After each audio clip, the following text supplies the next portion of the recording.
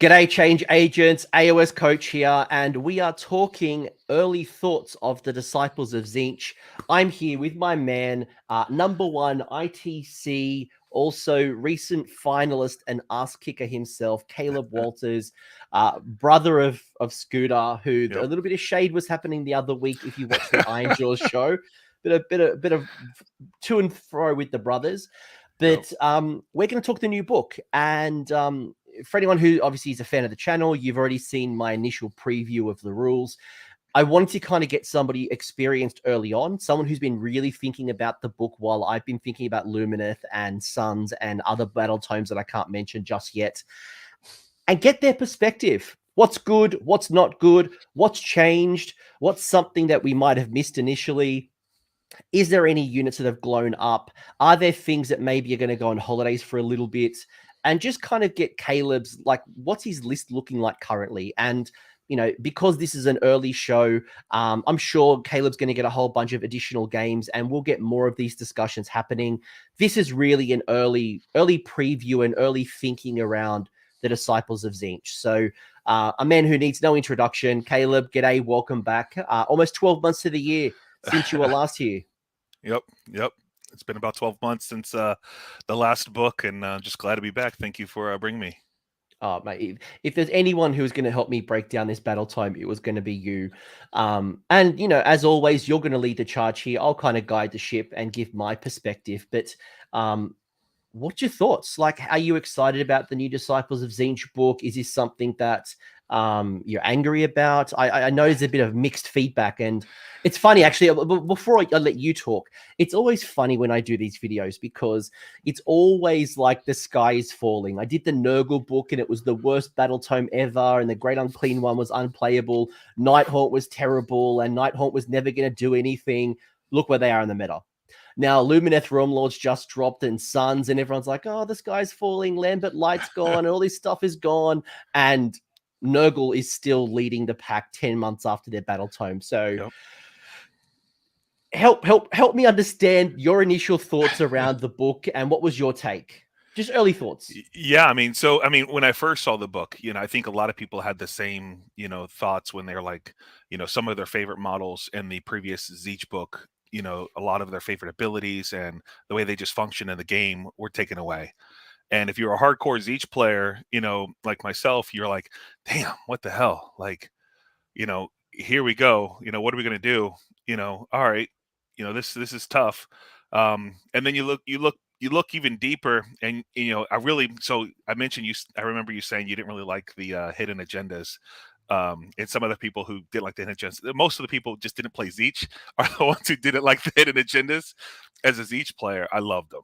You know, I think I talked about it last show where it made the army feel like it was almost like a Swiss Army knife. I believe I said a lot, and they removed that. So it was like, it hurt a lot, you know, losing that, you know, ability that no other book has, and it made it feel very unique. So that was a little rough, but then the new book came and I started digging deep. And, you know, once I started actually looking at the keywords, you know, the combinations of units and the foresight to go, this is, you know, I think we've talked about this is tier 1 of tier 3 with this book. And what I mean by that is tier 1 is, this is the Tzeentch book, Disciples of Tzeentch. But there's so many keywords within this book that say Tzeentch. And a lot of folks, when we talk about coalition units, where 2 out of 4 of your units can be coalition, and they gain the Tzeentch keyword, and they can take enhancements, your artifacts, your spells, your things like that. When we have a Slaves to Darkness book literally around the corner, we're talking phase 2, baby, right? So it's almost like we're getting 2 books. And as they talk about during the meta watch and how Beast of Chaos are a little too strong and they might tone them down, shit, in the future we have Beast of Chaos coming too. And in the meantime, we're still playing in 3 books, you know, plus allies. So it's totally awesome with the new book. There's totally so many new options because of the keywords. They didn't market just in, you know, Tzeentch alone. It's huge, you know. So I'm ecstatic about the new stuff. I am a little sad about the old stuff. I like a lot of the abilities, and if you want me to get into it when we talk, I can. But I think everybody kind of knows what we're losing. But we really want to talk about what we're gaining.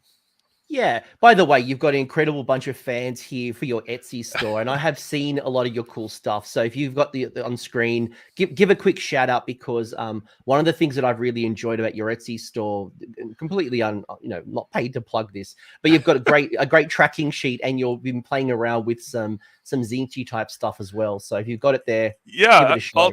Yeah, so I mean, first of all, I'm new to laser cutting. I have a laser cutter, 3D printers, all the stuff over here, and I'm getting into it. So I think some people have my version 1 score sheet, which has all the battle tactics, and I'll show you. It has, well, this is the version 2, but the version 1 had like the score sheet, and it had like your command points that are all magnetized up here, where you can kind of move them over with magnets.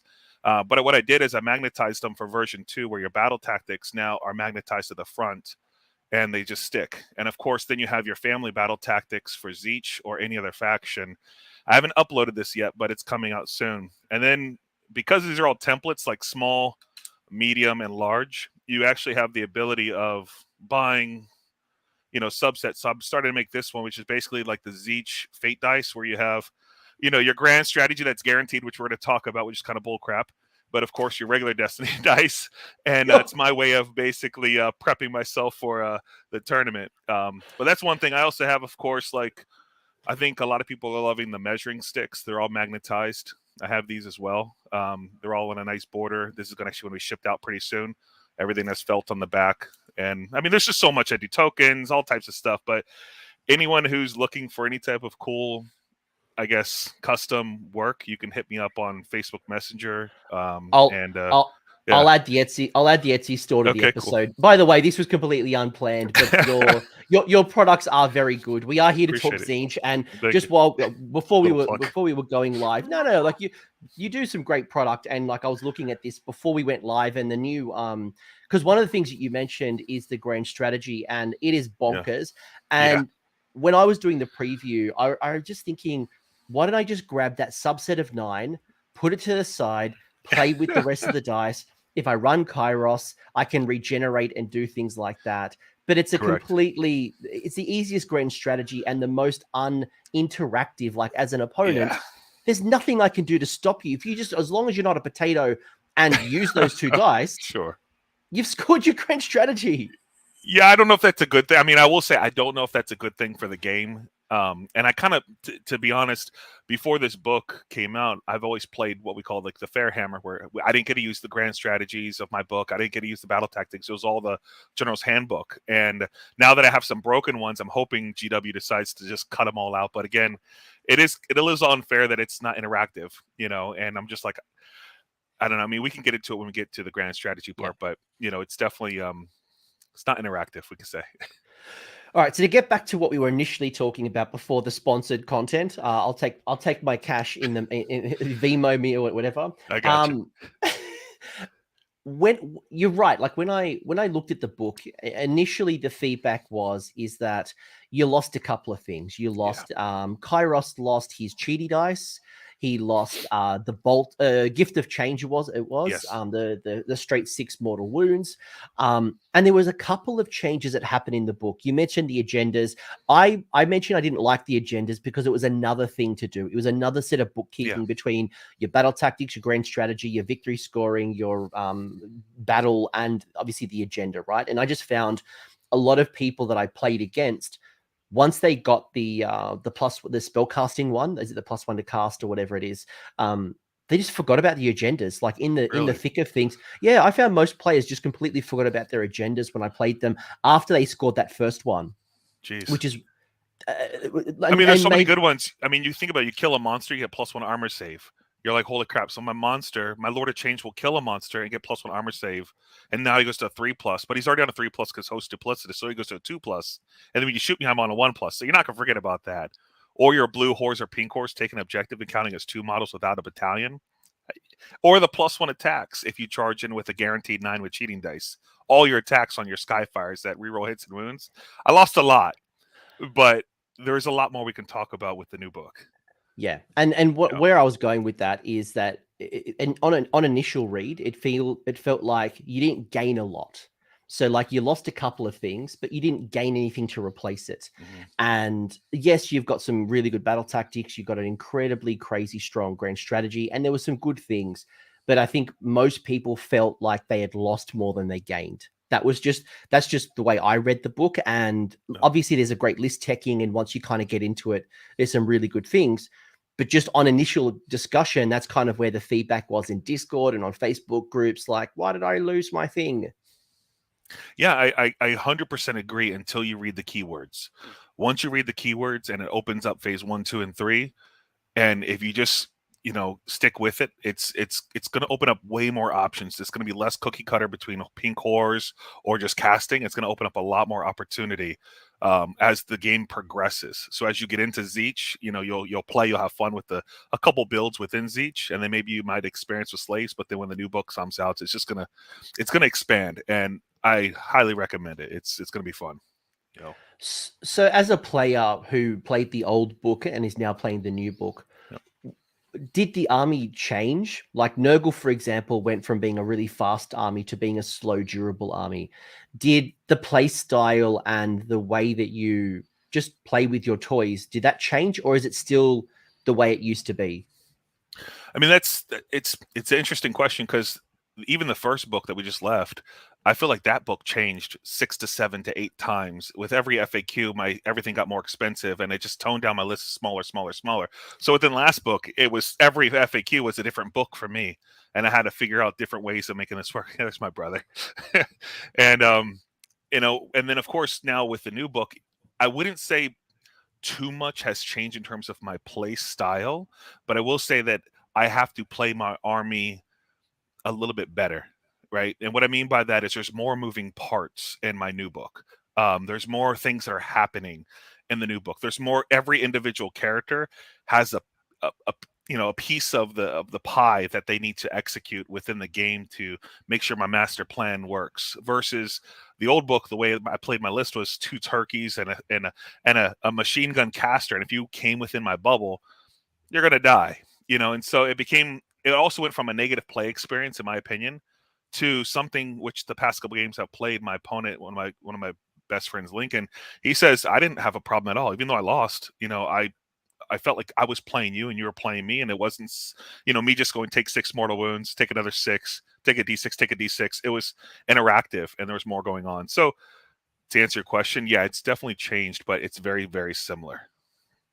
Yeah, my initial read was that it's moving away from the Mortal Wound Castle, which is what I felt. Like every time I played Tzeentch, it was you had a castle of bin chickens, and you had Be'lakor, or you had a bunch of minor casters, and the whole purpose was just to castle up and defend those great wizards. And with Bolt of Tzeentch, with Gift of Change, with every single mortal wound spell that was possible, and every debuff, you'd have 20 odd spells to cast. And I could go to the bar, I could go to the toilet, go do some shopping, have a shave, and then come back, and you still be rolling spells. And that was super uninteractive. Where I feel that they've kind of gone is they've still got the mortal wounds, just not nearly as many, but instead they're leaning heavily into Destiny Dice. And you see it, a lot of Destiny Dice manipulation, a lot of Destiny Dice regeneration, and a lot more interactive in that. And I guess they're trying to get you to go from an early game damage into like a mid game, and at least keeping you around until like turn 3, turn 4, and maybe even turn 5. Yeah, I mean, so from my experience, I felt like the old book, on turn 1, if I went turn 1, I was able to get off my 6 mortal wound spell and create a spawn and stop your shooters from doing something. And maybe if I took Skyfires, I can maybe possibly shoot a character, possibly. But beyond that, it wasn't much I could do on turn 1, because you're not within 18 inches. I feel like with the new book, with the guaranteed endless spell, with the 9-inch extra move on the 9-inch extra spell enhanced with the mortals, with the Skyfires, and with summoning, blues or whatever, there's a lot more turn 1 damage in the book, and I don't have to rely so much on you coming to me. I can go to you, which once you see what I can do, you're going to come to me, and then now you're more within my bubble. So it almost like took some of my 18-inch bubble spells, made it further, but I still have the 18-inch bubble as well. And so it's almost like a combination. It's a little bit less, but a little bit more at the same time. It's just different, but similar. You've got a greater threat potential, but you just, once you're in the castle, it's just not like obliterate whatever was in that range. And that's what I felt was just like mortal wound obliteration. And it was basically who could kill each other first. And a lot of games ended relatively quickly because you can just target those key pieces. But it's good to hear that there's still some of that. And you've got a bit of extra flexibility. Like I love some of the Zangor stuff that's come out, like especially your Skyfires.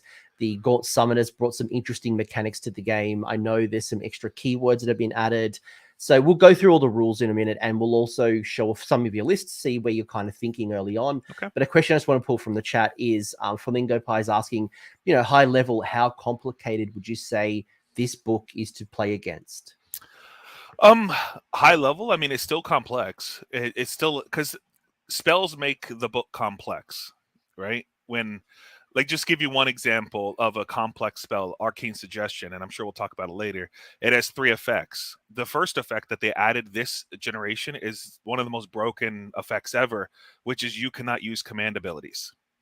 So now I know that my model, my Zangors that can guaranteed run 6, and I move 6 on 12, and I have Destiny dice of a 9, and you can't redeploy. And there's nothing you can do about it. And I know you also can't all-out defense or all-out attack. And then when it comes to the Battle Shock phase, you're screwed there too. And then that spell, if I choose that spell, it lasts until my next turn, right? And then they also have in that same spell, -1 to your armor save. And so when you talk about taking a family of internal conflagration, and I know I'm kind of jumping ahead, where that family allows pink or all the horrors or the flamers or the exalted flamers to add an additional -1 rend. And now with Arcane Suggestion, you can make it -2 rend. And now the whole concept of saves is going to go out the window. And or the third effect of that same spell, which is -1 to hit and wound. Throw that against your enemy Incarnate, and now you're hitting on 4s, wounding on 4s, and the big attack is hitting on 3s, wounding on 3s, and it completely throws off the math with everyone. And again, that spell lasts until my next hero phase as well. And that's just one spell. So when you say is it complex, it can be if your opponent's taking a lot of variations of spells and they can do different things. And when I talk about my list, you'll see how complex it can be and different effects you can do, especially with some of the spawn mechanics that you're able to do in this book. It can be, but it also could be very forward facing where somebody could just take 4 units of 10 pinks and you know what they do. They're 50 wounds, they shoot a lot of mediocre shots, and they're hard to get rid of. So is it complex? It can be, but it doesn't have to be, I guess is the way I'll say it. And I guess, people who might be listening to this who don't play Disciples are probably thinking, how do I, like, what's that critical spell that I try to unbind? And, yes, with your, with Lords of Change and things like that, turning from, lowest to highest, that can be a difficult challenge in itself, right? It's like, how do I defeat the Disciples? So hopefully in this discussion, you'll get a bit more tips and tricks on how to potentially handle it. But I guess because there's a lot of moving parts, you can force a lot of errors from your opponent as well. Correct. So a lot of cogs have to go correctly. It's just that your cheaty dice do help keep things going. But True. Before I get into the rules, is there any units that maybe have had a massive glow up that you want to spruik now to say, revisit this, go to the Games Workshop, go buy it, dust it off the shelf if you already own it? Yeah, I actually bought one. I bought the Flux Master. I've never had it before, and I'm like, what the hell does it do? And if you don't know, it has. So I lost the Machine Gun Caster, and the Machine Gun Caster was the change caster where every time he rolled a 9, he keeps casting a spell. And he can cast up to 6 spells, and I can give him like +3 to cast and sit him next to Arcane Terrain, and it's crazy. And he's always re-rolling. So instead of that getting 6 spells, the Flux Master kind of fills that role where he has a spell. It's 18-inch spell. He rolls 9 dice, and for every 5, your opponent takes a mortal wound. And for every mortal wound on a 5+, you get a fate point. So if you get lucky and roll like an average is 3, but if you get lucky, well, just say 3. If you get 3, that's 4 fate points. And you only need 10 to summon a 20-man unit of blue horrors. And so you're talking 40% of your summoning comes from one model. And not to mention that Fate Master, you can summon it to your army if somebody kills yours on a 12. And so, yeah, that's definitely we'll say a glow up right there. He moves very fast. He can summon wholly within 9 inches outside of 9 of your opponent. So if you need to summon somewhere quickly, he's moving extraordinarily fast with, with a guaranteed 6-inch run if you have to, and then summoning 9 on that objective. So he's a big glow up. I would say Screamers also are huge, right? Because they hit on threes, they wound on threes. They do if they retreat, they do a mortal wound on a 4+. If they move over you, on a 4+. If they charge you, on a 4+. And so again, if you have 9 models on average, if you're moving and then also charging and you roll high enough, you're doing 9 mortal wounds before you charge, and that's huge. And then they hit on threes and wound on threes, which means they can hit on twos, wound on threes, or twos if you take the right commander with him. So 2s on 2s. They're also -1 rend, and again with the abilities of your casting, where you can make something -1 armor, -1 armor again. You could be -3. You take Purple Sun, -4. And now you have 9 guys with 3 attacks, 27 hits, hit on 2s, wound on 2s, up to -4, 1 damage each with the guaranteed almost 9 mortals. And they count as demons. And so, Fold of Reality, you can get D6 of them back if you happen to kill 6 of them. And that's, what's that, 18 wounds you killed after you've taken damage. And then not to mention, they could be GVs and host Arcanum, so they can attack in 2 ranks on 40 mil bases. And so, that's a glow up, we could say right there. I mean, that's huge. A lot of people don't like this unit, but I love it. Acolytes. Now, people tend not to like them because they're just whatever, but think about it. They move 6, so they're decent moving. They shoot 18, so they can shoot. They have an after save. They play in every phase. They play in movement, shooting, and they cast spells, so I get fate points. But the big thing with them is now their spell doesn't, it allows you to stack on one unit. So you can have a unit of 10 next to a unit of 20, next to a unit of 10, and you can put all the -1 rends on one unit with an additional -1 from a spell or a Purple Sun or another one from a spell, and have -4 to 5 armor save, hitting on 3s, wounding on 3s, or maybe wounding on 2s. And you're like, all right, Maw Crusher, take 20 saves at -5. Is that like, oh, pick up your Maw. Yeah, it's their spell. Yeah. It says as long as the unit's wholly within 9 of the caster, it's -1 rend, and you can stack it. And so people don't really think about this different combinations. Zangors, they're very good too. They hit on 3s now, wound on 3s. A ton of attacks. And now with the spells of -1 rend, Purple Sun, they guaranteed run and charge. So they're moving up to 18 inches, getting your battle. Well, not your battle because they're not mortals, but just the ability of moving up and just doing an astronomical amount of damage for under 200 points. That's a glow up. I mean, I could keep going. I would almost say we are going to go through. I expect like. I'm sorry. There's a lot. There's a lot of awesomeness. Yeah, we're gonna go through a lot of the changes as well. So like, fear not, folks. Like, just a couple of things from me. Obviously, the Ogoroth Thermitage. Absolutely love the Ogoroth Thermitage now. I dusted off my Fate Skimmer. I've got like this old metal Fate Skimmer, and I'm like, he's looking pretty good. It's in there. But I'm also thinking, do I use his disc for my what's he's called, my Gaunt Summoner? Because I've only got a Gaunt Summoner on foot from Warhammer Quest, and I'm like, I wonder if he needs a disc, like, because I do like the Gaunt Summoner rules, and I get a little bit worried that when I put something in reserve, it's going to die. So I need something a bit more durable and a bit more speed. And I'm like, I put this Gaunt Summoner on disc, but at the same time, the Zangor Shaman, who's also on a disc, might be on a holiday for a little bit. I feel like exactly. I don't have a role for that guy. I'm like, you used to be good. You need to go on annual leave. You go on some gardening leave. Yeah, no, absolutely. The Ogre got very good, not because himself, but because the artifacts and command traits he can take. That's what really made him good. Yes. Yeah. It wasn't like I was like, oh my god, like the massive glow up on the Thermitage, like his War Scroll is OP. But it's when you look at the command traits, you look at the artifacts and the spells, you're like, this is what I need, because the other mortals don't offer what it does, and it combines really nicely. Look, we're talking a lot about rules. Let's actually just get cracking straight into the rules. Cool. We're not going to read every single rule for every single person. I hope by now you've got the Battletome. But what I want to hear from Kaleb really is, as an experienced player, as the #1 ITC top-rated performing Disciples player, how do you look at these? So starting off, and we can go to the change covenants when we bring up the rules shortly. So I'll skip that for a little bit. You've got 6 of the change covenants, right? They're sub-factions that you can customize your force. We'll skip. Gotcha. Just because we'll get to the rules and we can talk a bit about that at that point.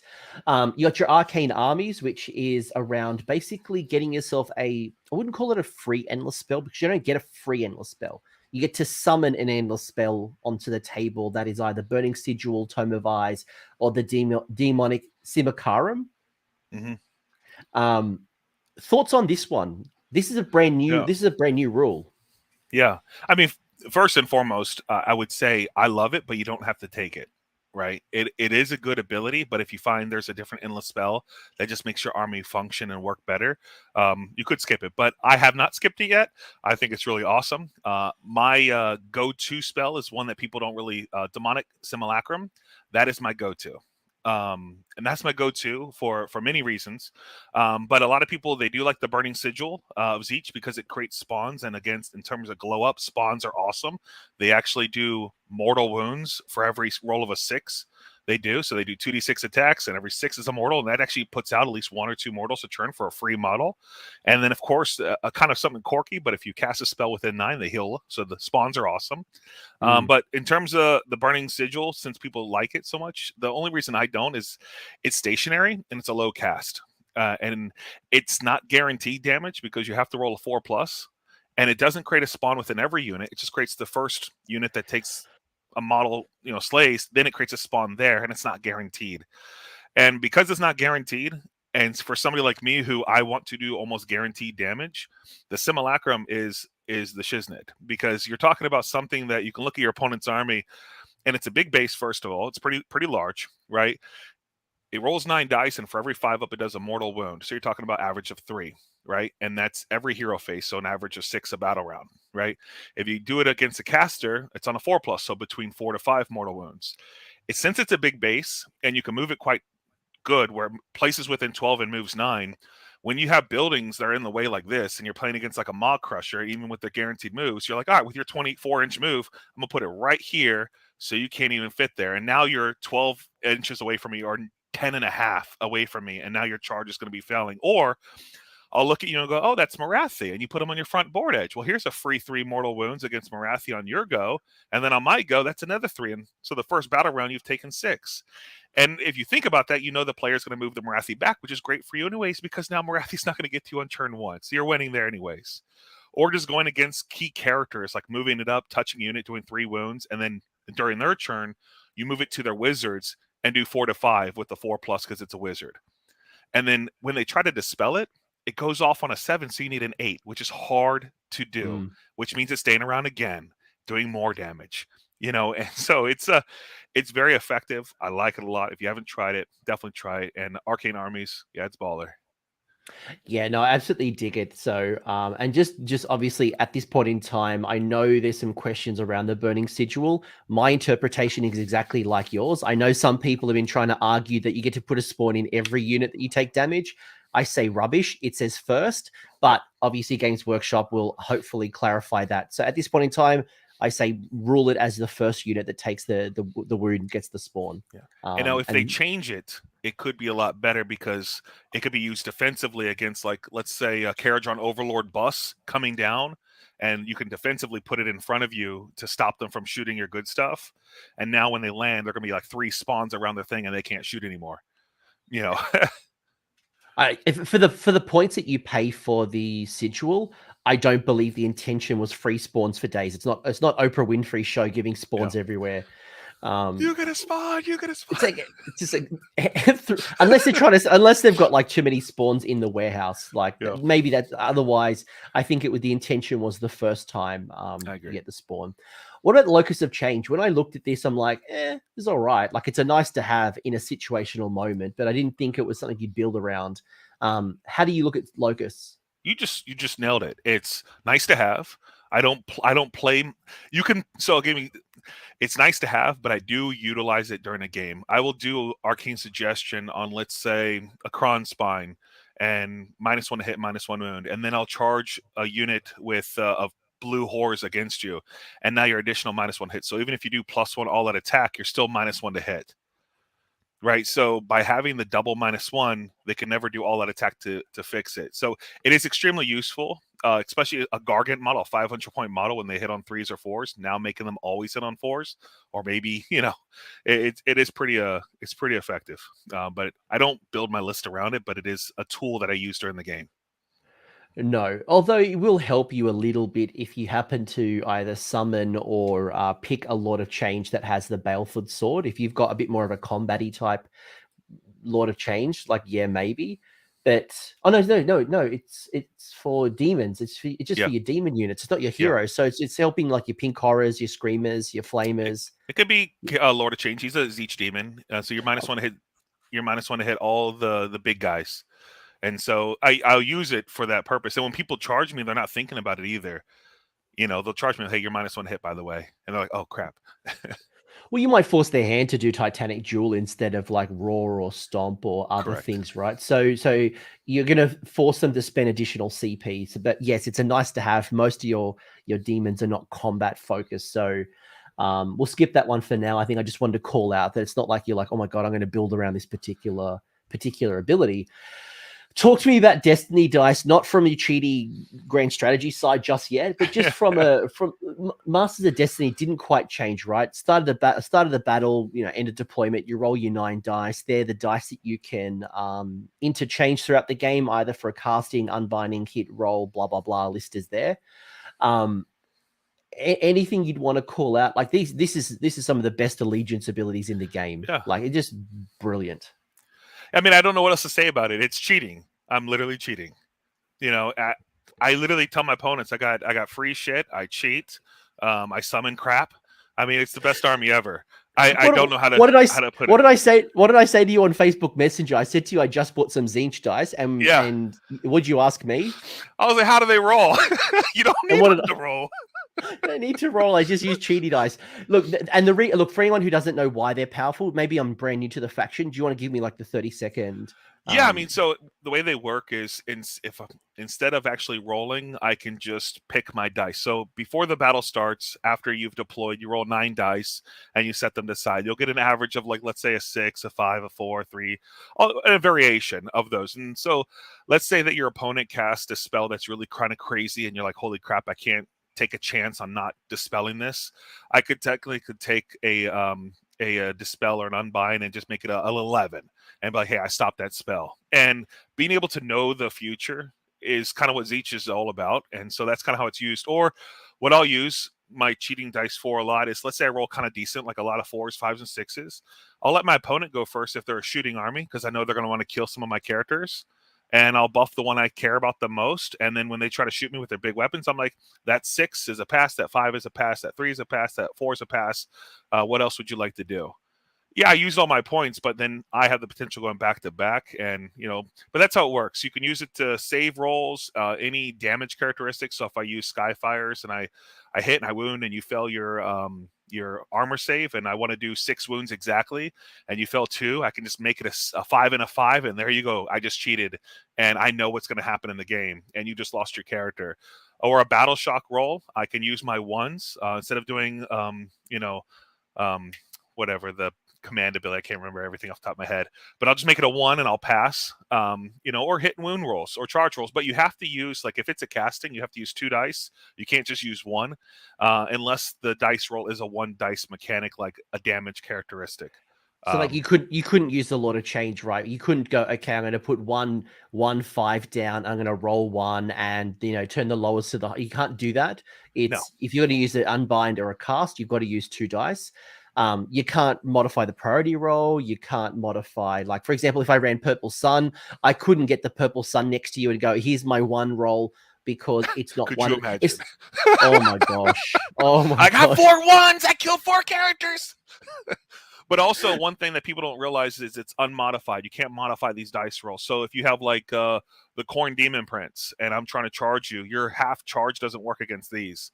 I can literally move and say that's a 9-inch charge and it's not modified, so go straight in.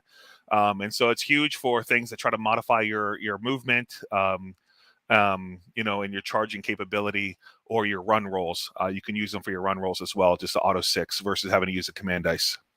Yeah, it's great for you ultimately to reduce the variability, right? Like if there's that critical spell you want to cast, if there's an important spell that your opponent wants to get off, let's say it's Mind Razor, you talked about Marathi before, boom, I'm going to just automatically, I don't want to chance it, it's gone.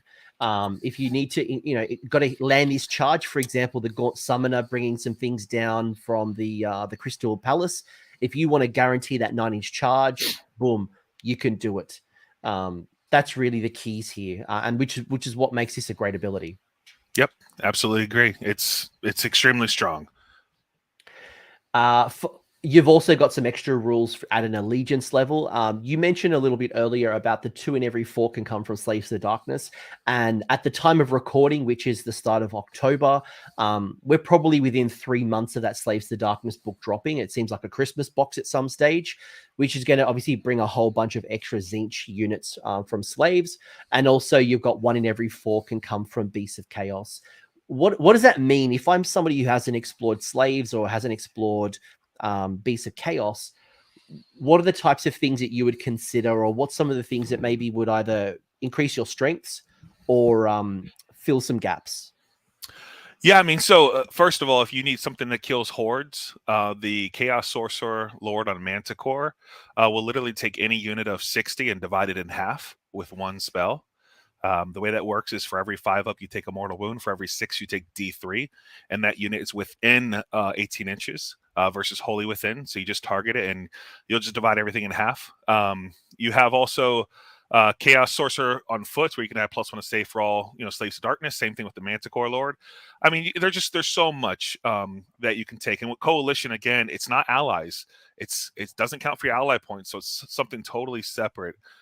Which makes it huge. I mean, you could take a unit of Vanguard and double reinforce it instead of people taking an Incarnate. You have these super killing knights, and with some of the spells that just say keyword Tzeentch, now you have a 5-up ward save consistently on a 3-up armor save unit of 6 knights that can attack twice, getting buffed by -1 rend maybe 2 to 3 times with Tzeentch spellcasting.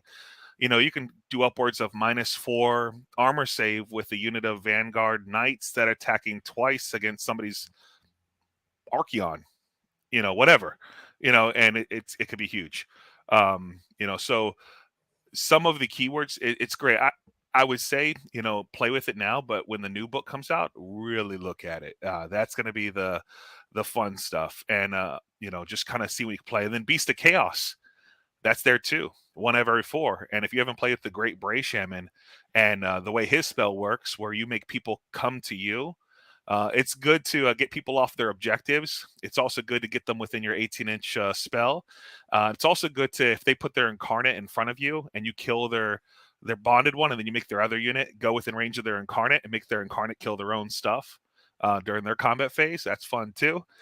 So there's a whole bunch of different tech within this, and whenever you take a coalition, it gives them the Tzeentch keyword, and which is huge for some of the abilities in the Disciples of Tzeentch book. Yeah, they can bring some really interesting monsters as well. Like, Cockatrice is the perfect example that people love to bring. Just 150 point mortal wound shooting. It complements like that mortal wound castle that you used to have so well.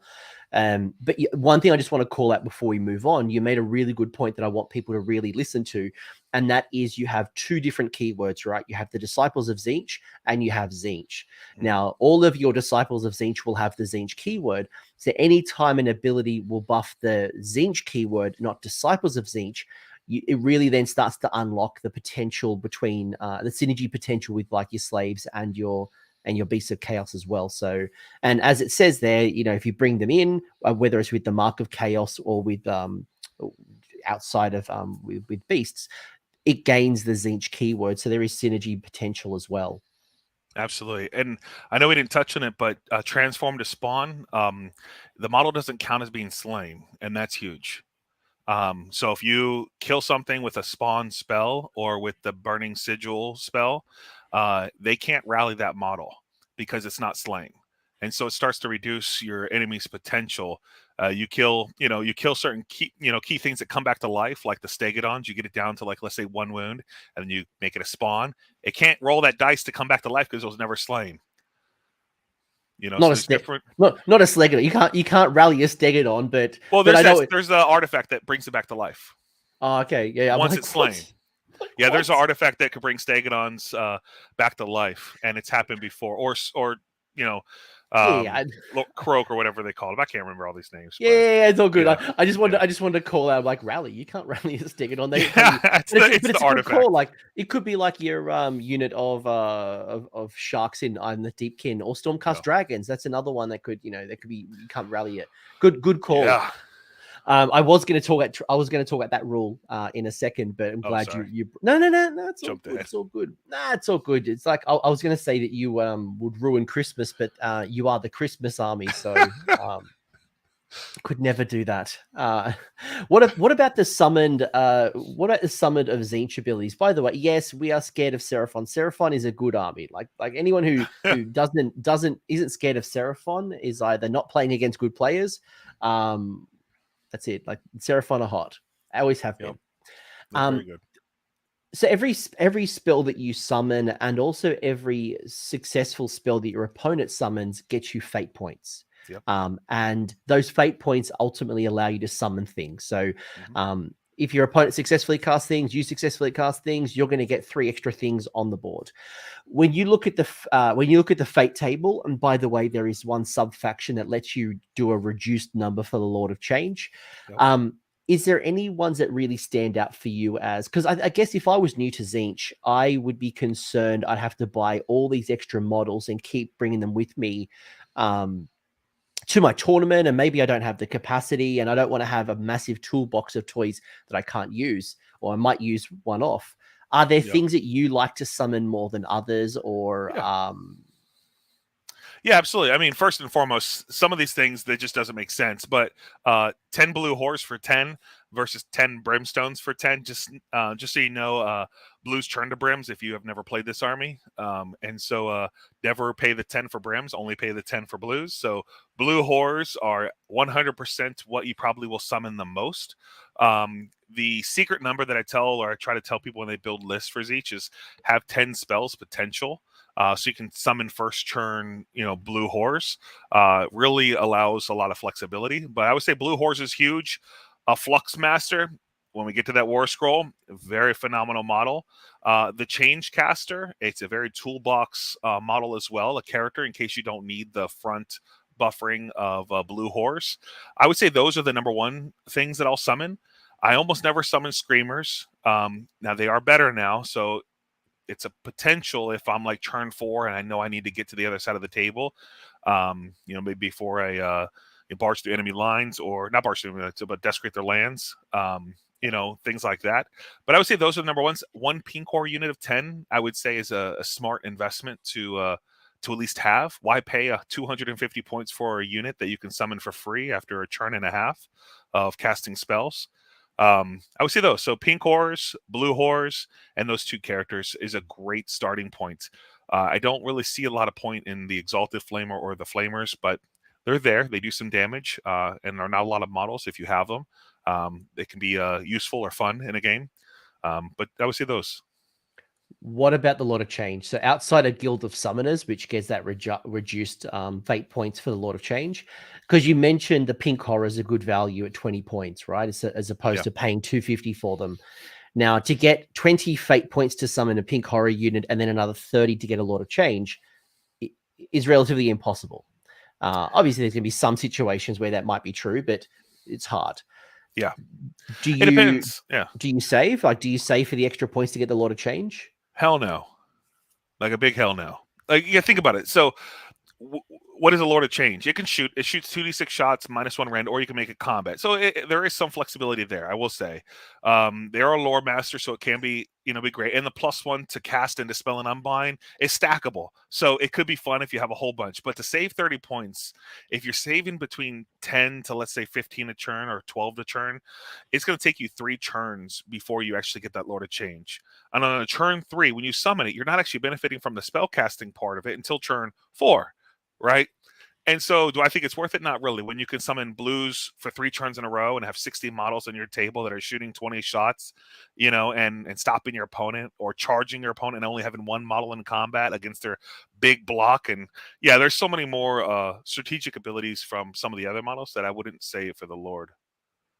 Yeah, and like I said, outside of Guild of Summoners, I feels like you want to be dropping things like pink horrors, blue horrors, and situational units throughout the game earlier to score objectives, deny your opponent, do some killing, whatever it might be, as opposed to saving 3, 4, 2 turns, depending on how the game's going, to just summon a Lord of Change, and that has a late game effect when you really needed them in turn 1, 2, and 3. Yep, agree. Yeah, that's kind of Absolutely. how. But again, like I said, One Guild call of out Summoners, though, different story. it hurts the fact that they reduced the range in which we can summon these models. It used to be 12 inches. They reduced it to 9. That does hurt. I will say I've played it in games. Some people say, oh, it's not a big deal. And it's a big deal. 3 inches is 3 inches. 3 inches is the difference in you getting on that objective within an inch or you being off 2.75 inches. It could be a make or break deal. But it's there. So be aware that you reduced your summoning outside of 9 versus outside of 12 like the old book. And it can make some things harder to cast, like bringing in a Burning Chariot, for example, wholly within 9, outside of range of your enemy. Yep. In the thick of the battle, it can make things difficult as well. So yeah, keep that in mind. Good call. Good call. Yeah, it's a good call. Anything else? Well, let's get. Yeah, I mean, from there, no, I think we hit a lot of the good stuff, and now we're in the fun stuff. What's your favorite? Instead of going through every single rule, what is I have your one favorite? I know there's two people that like different things, but Arcane Sacrifice is by far the best thing ever. Nothing compares. I mean, I know that some people like the cult where you can do doubles with your Destiny dice, and if you're trying to do a Destiny dice machine, you can do that. But at the end of the day, the spells are only going to be casted at 18 inches. But you are getting upwards of 4 fate points with that one character that can do this. But again, my favorite is by far Arcane Sacrifice. Put that bad boy in the Ogroid General, and you're having fun. So what it is at the start of your hero phase, you can cause 1 mortal wound to a friendly Tzeentch unit within 3 inches of this general. So I just do it to myself, the Ogroid. And then what it does is adds 9 inches to my range. And the reason why is the Ogroid signature spell does D6 mortals. And if you kill a model, you heal wounds. You kill 5 models, you heal 5 wounds. So why not just hurt yourself to heal yourself? It just... it's kind of a guaranteed mechanic. And put Arcane Tome on him for his artifact, and now he's a level 2 caster, casting Arcane Suggestion, no command abilities, and D6 mortals on turn 1 across the table. Yeah, I can't argue with that. When I looked at that, I thought Ogroid Thermitage with the Arcane Sacrifice was my go-to. You're 100% right. I went to that. The cult is good, and I've seen a lot of people talking a lot about cults. And if you aren't going to run an Ogroid Thermitage, I think getting 2 fate points instead of 1, if your general rolls a double, what's a good type of arcane hero to get cult? A lot of people talk about the Magister, being one of them. That's definitely one. Or of course, like the Gaunt Summoners, they know the whole lores and things like that. But in using your fate points to guarantee them, and just knowing your spells are going to go off guarantee, because there's some spells that are so damn powerful and game breaking. With the 5 aboard save on, let's say, a unit of 20 pinks, that can be horrific to have to deal with. But I would say those, are something that I would think of. And what's cool about the cult as well is it doesn't say that. So, because it says if a successful roll for the general is a double, the spell is successful, right? So even if I roll double 2, it's double a successful spell. It's a successful spell. Yep. Which is fascinating. It's an interesting way to, I mean, obviously I don't know what the maths hammer is on rolling a double on a 2d6, but I'm not sure. I mean, but at the end of the day, the range is still 18 inches. And you're not affecting the table unless somebody's within 18 inches, unless you're trying to buff your own stuff with a couple of specific spells. And then you're also got to think about, you're also using a resource to do that, because most people are using the resource of Destiny dice to accomplish that, which then they're trying to replenish the Destiny dice, which means they put part of their army into the mechanic of replenishing, which means they're taking away from the mechanic of doing damage or actually accomplishing something else. A couple of call outs. Thank you for Lingo Pie. Rolling a double supposedly is 1 in 6. I'm sure this was a whole bunch of trash talking. That was that one. Someone mentioned the Destiny dice. Maybe it got deleted. Well, no, because a Destiny dice is a dicement replacement, not a roll. So if you use Destiny dice, you can't guarantee you don't get the cult, right? Because it's not a roll. I'd have to look at the fine print. It's not something I have really looked into, because once I saw Arcane Sacrifice, I was just like, that's the one. So I'm sure there's some nuance. Maybe the Destiny dice can't use it. I haven't done enough, double checking just to make sure that, stuff would work or not work with cults. But people are hot on it. I've heard a lot of people talk about it. I just don't see the power behind it. unless somebody is within range. And a lot of times those mortal wizards that are taking that are only 5 or 6 wound models anyways, that are going to get shot off the table in a heartbeat. And that's your general too, which means you're losing the guaranteed command dice every battle round. And so by making your Ogroid, who's 8 wounds, it's just a little bit more survivable, and a little bit more functional. If the maths are 1 in every 6, it means you luckily get it once per game, right? Yep. The only other one I'd call out is the Nexus of Fate. I really like the Nexus of Fate, especially with the interchangeable mechanics of Destiny dice, being able to replace one of the Destiny dice as long as your general's on the battlefield. So if you do have a durable hero, I do see the benefit of Arcane Sacrifice. I like it. I think it's very strong. But I think Nexus of Fate, if you're going to double down into Destiny dice and you've got a plan, that one works really well for me too. Absolutely. It just really depends on where you want to put your eggs, I guess. Yeah. What about the demon side? Anyone that really stands out for you? Not really. I mean, not really. There's nothing here. I mean, if it's a demon wizard and it's like a Lord of Change, I mean, Lord of Change already knows all the spells, which you can take Flaming Weapon and, Mist. I can already take, Mist. I don't see that. Getting 3 extra fate points, maybe. I mean, but comparatively to the other chart, it's nothing that I personally look at and say, that's the best. I mean, I can see people saying they like Nexus of Fate, where you can replace. I could see that possibly. You'd probably nothing just do that I personally would play. You'd probably just do Master of Magic, wouldn't you? And I know, Yeah. I coached you into, to answering those 4, but when you look at that and go, is this better than Master of Magic? And we know, like, the Lord of Change knows all of the spell lore, isn't it? Yeah. But even Master of Magic, if you have a Lord of Change, there's an artifact that lets you reroll all casting the spells and unbinding, versus just once. You could do it unlimited. So I'm just reading. Your brother said, Kaleb told me whoever beats him will give them his army. Heard it here first. Wow, thanks, good. And I'm being like Christmas. And I'm being told the text on the replacement of Destiny dice. I'd have to just check it, the fine print, as you said. But the roll that you would have made is replaced with the roll on the Destiny dice. So, yeah, okay. Your artifacts. Any of your favorite artifacts that you would say from the Arcanite side first? I mean, for the Arcalites, I mean, I do kind of like the time slip pendant, and I actually like that a lot. Being able to attack twice. It's not something I think I'd play in a very competitive match or take to a big tournament. But if I'm trying to play something that's just like fun and I want to play with my friends, I can definitely see attacking twice with my Ogroid will be kind of fun. Not only getting the battle tactic of that guaranteed 18-inch charge and completing one of those, but also being able to attack twice would be fun. Let me see. All these weapons. I see all these weapons, and I'm just like, I'm not, And that while you reread the screen, that was probably my problem. When I looked at the artifacts of power, like I looked at Secret Eater, I'm like, oh, this sounds great. And then I realized it's a melee weapon. And a lot of your heroes are quite squishy, and I don't want them in melee. It's not a plan of mine to get them in melee. So that was one of the struggles that I had, was a lot of these, like, pick the melee weapon on both sides. Yeah, I mean, Slaves of Darkness, I believe it's mortals also, if I'm not mistaken. Is that correct? That can take these? Or is it just I think it's just Arcanite heroes? I think it's just Arcanite heroes. It's not mortals. Gotcha. Yeah, I mean, so, the damage and melee, I just don't see it. But I would just say Arcane Tome all day long. Put it on the Ogroid, extra spell, 27 inches. Let's have a nice day.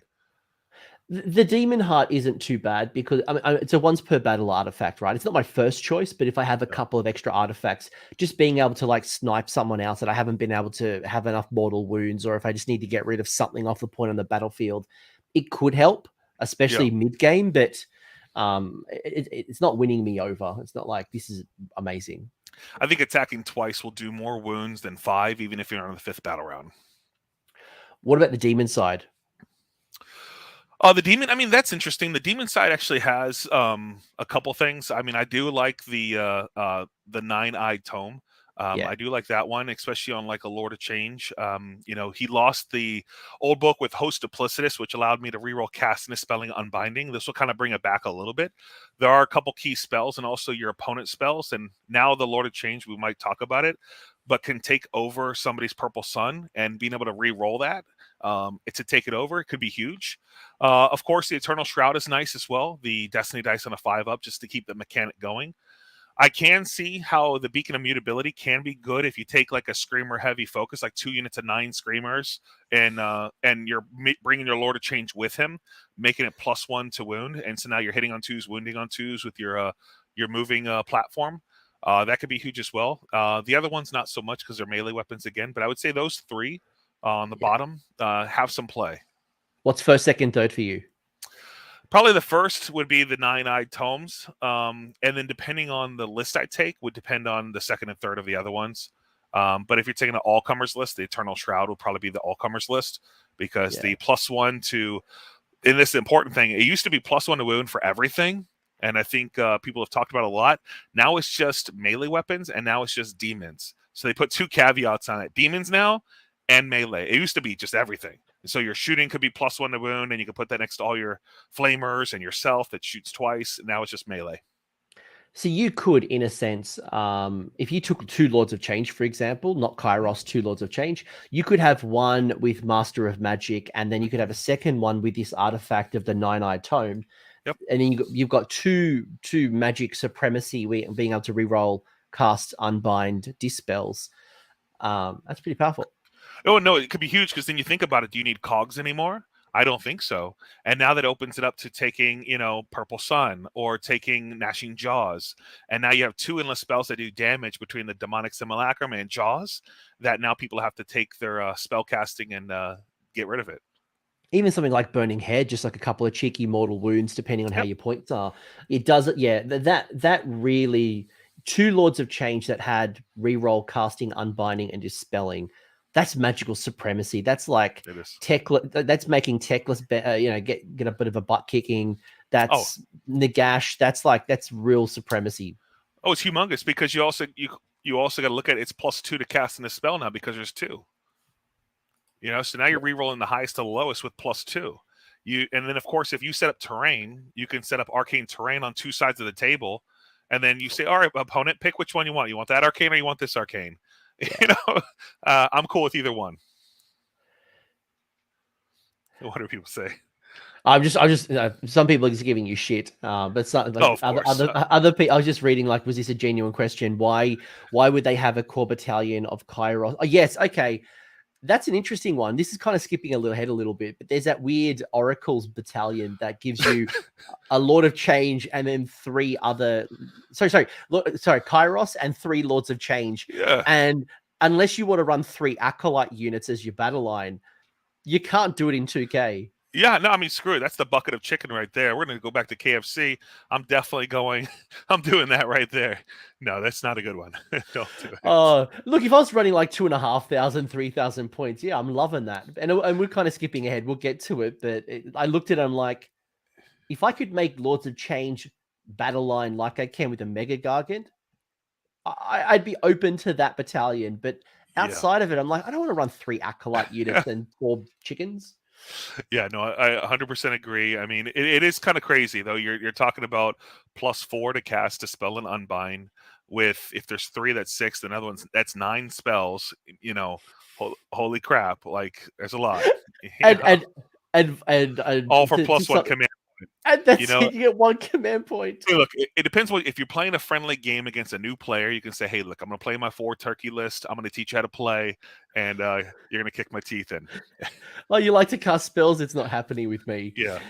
Speaking of spells, from the Arcanite side, you got a favorite 2 or 3? And just before you get into that, it's worth calling out, folks, that Bolts of Tzeentch is on both the Demon and the Arcanite, and you can't do both. So you can't take one from the Arcanite side and then try to double down and cast it again from the Demon. You can absolutely choose it on both sides. You can't cast it twice. So you can't do it.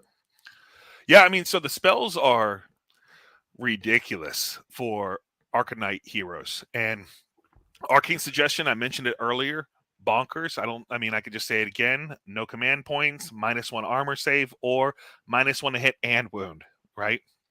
That's crazy. Shield of Fate, again, you can see there, the keyword is Tzeentch, so all your coalitions, holy crap, get ready for your 5-up ward save, maybe even possibly negate endless spells if you have enough of that engine. And I mean, nothing scarier than have to face something with a 5-up ward save, combine it with, like, let's say 30 pinks, 150 models with a 5-up. Good night. And even if in the GV terms, I think Vince hit on this, I could take 29 pinks and 1 blue, and now it's not a GV unit anymore. So no more double damage on my 149 wounds. And I have a 5-up ward save. And now I'm going to put that in front of you for 750 points. And then I'm going to have 1,200 points sitting on objectives behind you for at least 3 turns, stopping you from doing what you want to do. So Shield of Fate, yep, that's fun. Glimpse of the Future, that's a cool resource to get back Destiny dice. I like that. Yeah. Some of these spells are going to be good when the Slaves of Darkness book comes out, like, maybe Arcanum, where it's +1 to hit and +1 to wound, or Treacherous Bond, where it's a Tzeentch mortal unit, gets to have that 3-up ward save if they come out with some kick-ass, knight hero that's doing quite a bit of damage. And yeah, that could be some kick-ass right there. And of course, Bolt of Tzeentch, who doesn't like D6 mortal wounds? I know actually, I do. You just reminded me. Obviously we haven't seen the keywords yet of that new champion of Be'lakor. That not the Green Knight, but if that's a Tzeentch mortal, if it happens to have, I mean, it could have Ever Chosen. As long as it has mortal. Sorry, no, as long as it has Tzeentch and it has mortal. But doesn't it gain the Tzeentch keyword once it moves over to only if it has mark of chaos for your slaves? Correct. If it's undivided, it can't move over. Yes, yeah. Because it's Be'lakor is undivided, he might Correct. not have the. So that could be a nice little synergy when that War Scroll drops. Yeah, I think it's going to be huge, and just let's look out for Phase 2 of Slaves of Darkness. But a lot of great spells here, and I'm sure a lot of people have hit on these spells, and if you haven't seen them, they're pretty powerful. But going over to the demon side, that's where you get into some more of the damage spells. So again, Treason of Tzeentch, right there, that's just killing hordes on a 6-up, and if you happen to roll and happen to do a mortal wound, you subtract 1 of their hit rolls. Combine that with Arcane Suggestion, -1 again. Combine that with the -1 to hit demons. You're -3, but again, you can never be better than -1. But again, there's a play there. Unchecked Mutation, just a free D3 mortal wounds, and if you kill a model, another 3+ D3. Fold of Reality, that's a huge one on the Screamers. So let's say you killed 8 of my Screamers. I'm leadership 10. I'll make my Destiny dice a 2. I pass my Battle Shock. Instantly, it's my turn. I cast a spell, and I bring back D6 Screamers, and then I retreat them and do mortal wounds around you. That could be very powerful. Fold of Reality. Tzeentch's Firestorm, they reduced the range from 18 to 12, but again, nothing's like rolling 9 dice looking for 6 to do D3 mortal wounds. And again, Bolt of Tzeentch, more D6 damage. So, I mean, a couple good ones. I say Bolt of Tzeentch, Fold of Reality, depending on what you take, are like the go-tos. I don't like the fact that they reduced the range of my Firestorm to 12. That kind of hurts quite a bit. But nothing, with my turkeys, I know the whole lore. They did take a spell out of here, which I found kind of interesting. They took the one that gives me picks a unit, and you can actually get +1 to hits. Excuse me, +1 to attack, or +1 to move, or charge, and it's kind of like a bonus. And I really wish they kept that in there, because some of the spells, if they don't do damage, it's good to kind of buff your stuff for the rest of the game. But they took that spell away. But I would say the best spells are definitely in the Arcanite Hero section of the casting. Yeah, especially Arcane Suggestion and Shield of Fate is certainly the top 2 ones for me. Couple of quick questions from the chat. Tangent coming up from Flamingo Pie. Is there any spells that you would not cast using... Sorry, let me rephrase this. When you look at the spell lore, are there any spells that you would cast that are not worth using Destiny dice? So is there... I mean, first of all, I would say all of them are worth casting. If you don't want to... I don't like using my Destiny dice unless it's very game-breaking important. Like Arcane Suggestion turn 1 can be game-breaking important. Cast it on a, let's say, a unit of skinks with leadership 7 or something, or 6, whatever, no command points, and then you're doing your mortal wounds. That could be game-breaking. With the mortal wounds you can put to that skink unit, and the shooting you put to that skink unit, and know that if they reach a certain number, they're going to automatically fail Battle Shock because there's no command abilities. So that could be game-breaking, but the rest of them, maybe Shield of Fate, maybe if that pink core unit you really want to. But there's units in the game, like the Blue Scribes, that can guarantee these on a 2+. So there's ways of doing this without having to use your Destiny dice. But I would say my Destiny dice for Arcane Suggestion, Shield of Fate are the 2 that I would save them for. Those are the two that are probably the most powerful in this book. The rest of them I would just roll and have fun. And that's especially true of the demon side, right? If you're running a Yeah. Lord of Change, which is going to have obviously the turning the lowest dice to the highest dice, Yeah. then it's less likely you need to use Destiny dice. You might find more chances of needing it in Arcanites. A couple of other things. Secret Eater is any weapon. That is correct. So it doesn't say melee weapon. It says any weapon. So if you got a shooting Oh, really? attack, I didn't see that. yeah, if you go back to Where's it? Secret Eater, just here, the second last one, it says pick one of the bearer's weapons. So, oh, okay. Well, I yes. actually didn't notice that. That's a cool one. So I wish it was demons so I could put it on my Lord of Change and have fun with the shooting attack and just get some Destiny dice back. But no, that's definitely nice. Yeah, that'd be straight bonkers. So if there's a good little fun. shooting attack, it means you can get away from the melee stuff. So, and the other one I just want to quickly call out before we move is there was a question around the spell laws, and they'll talk about coalition. So your coalition won't get the spell law because even though they're coming into your faction with the Tzeentch keyword, they don't get Disciples of Tzeentch, which is the trigger. It's just Disciples of Tzeentch Arcanite or Disciples of Tzeentch Demon. So you'd need. They're not mortals. They're mortals and not Acolytes. Yeah, and but even when they come into the faction, they only gain the Tzeentch keyword. They don't gain Disciples of Tzeentch, which is the trigger for the spell law.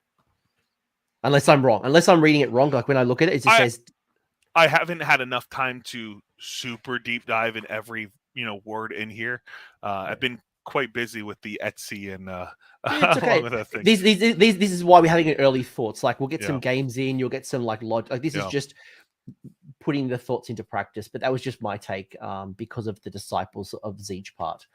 So we talk spell laws now. I mean, there's some great things, unchecked mutation. They're all good, Firestorm, Bolts of Tzeentch, Fall Reality, unchecked mutation. Depending on the type of thing you want to do, all of them have play. And as you said, Kairos and the Lord of Change both know the entire spell law. So that's massive. Sorry, Techless, you've forgotten the Law of Hish. Lord of Change knows everything. Yeah, absolutely. It's actually huge, especially if you ally them into other factions. Well, ally the Lord. Yeah. Okay. Yeah. Wait for that FAQ. Any of the any of the change covens? Like what stands out for you? Are all 6 of them hot? Are there some better than others? Where are you thinking here? Some of this is my heart broken. Like my heart's just broken on some of these. So like I really miss some of the command abilities and artifacts of what the old book had. But some of the hot take for me, Eternal Conflagration is humongous. Being able to have -1 rend on anything I summon, which I'm summoning 5 churns, or that's the plan. In addition, that to me that's humongous. Host Duplicitous, not so much. Some people talk about it's good, but you have to have 10 or more models. I mean, I know if you lean into pink cores, that could be cool, and a lot of people will lean into that. But the fact that you have to have 10 or more models, it kind of kills it for me.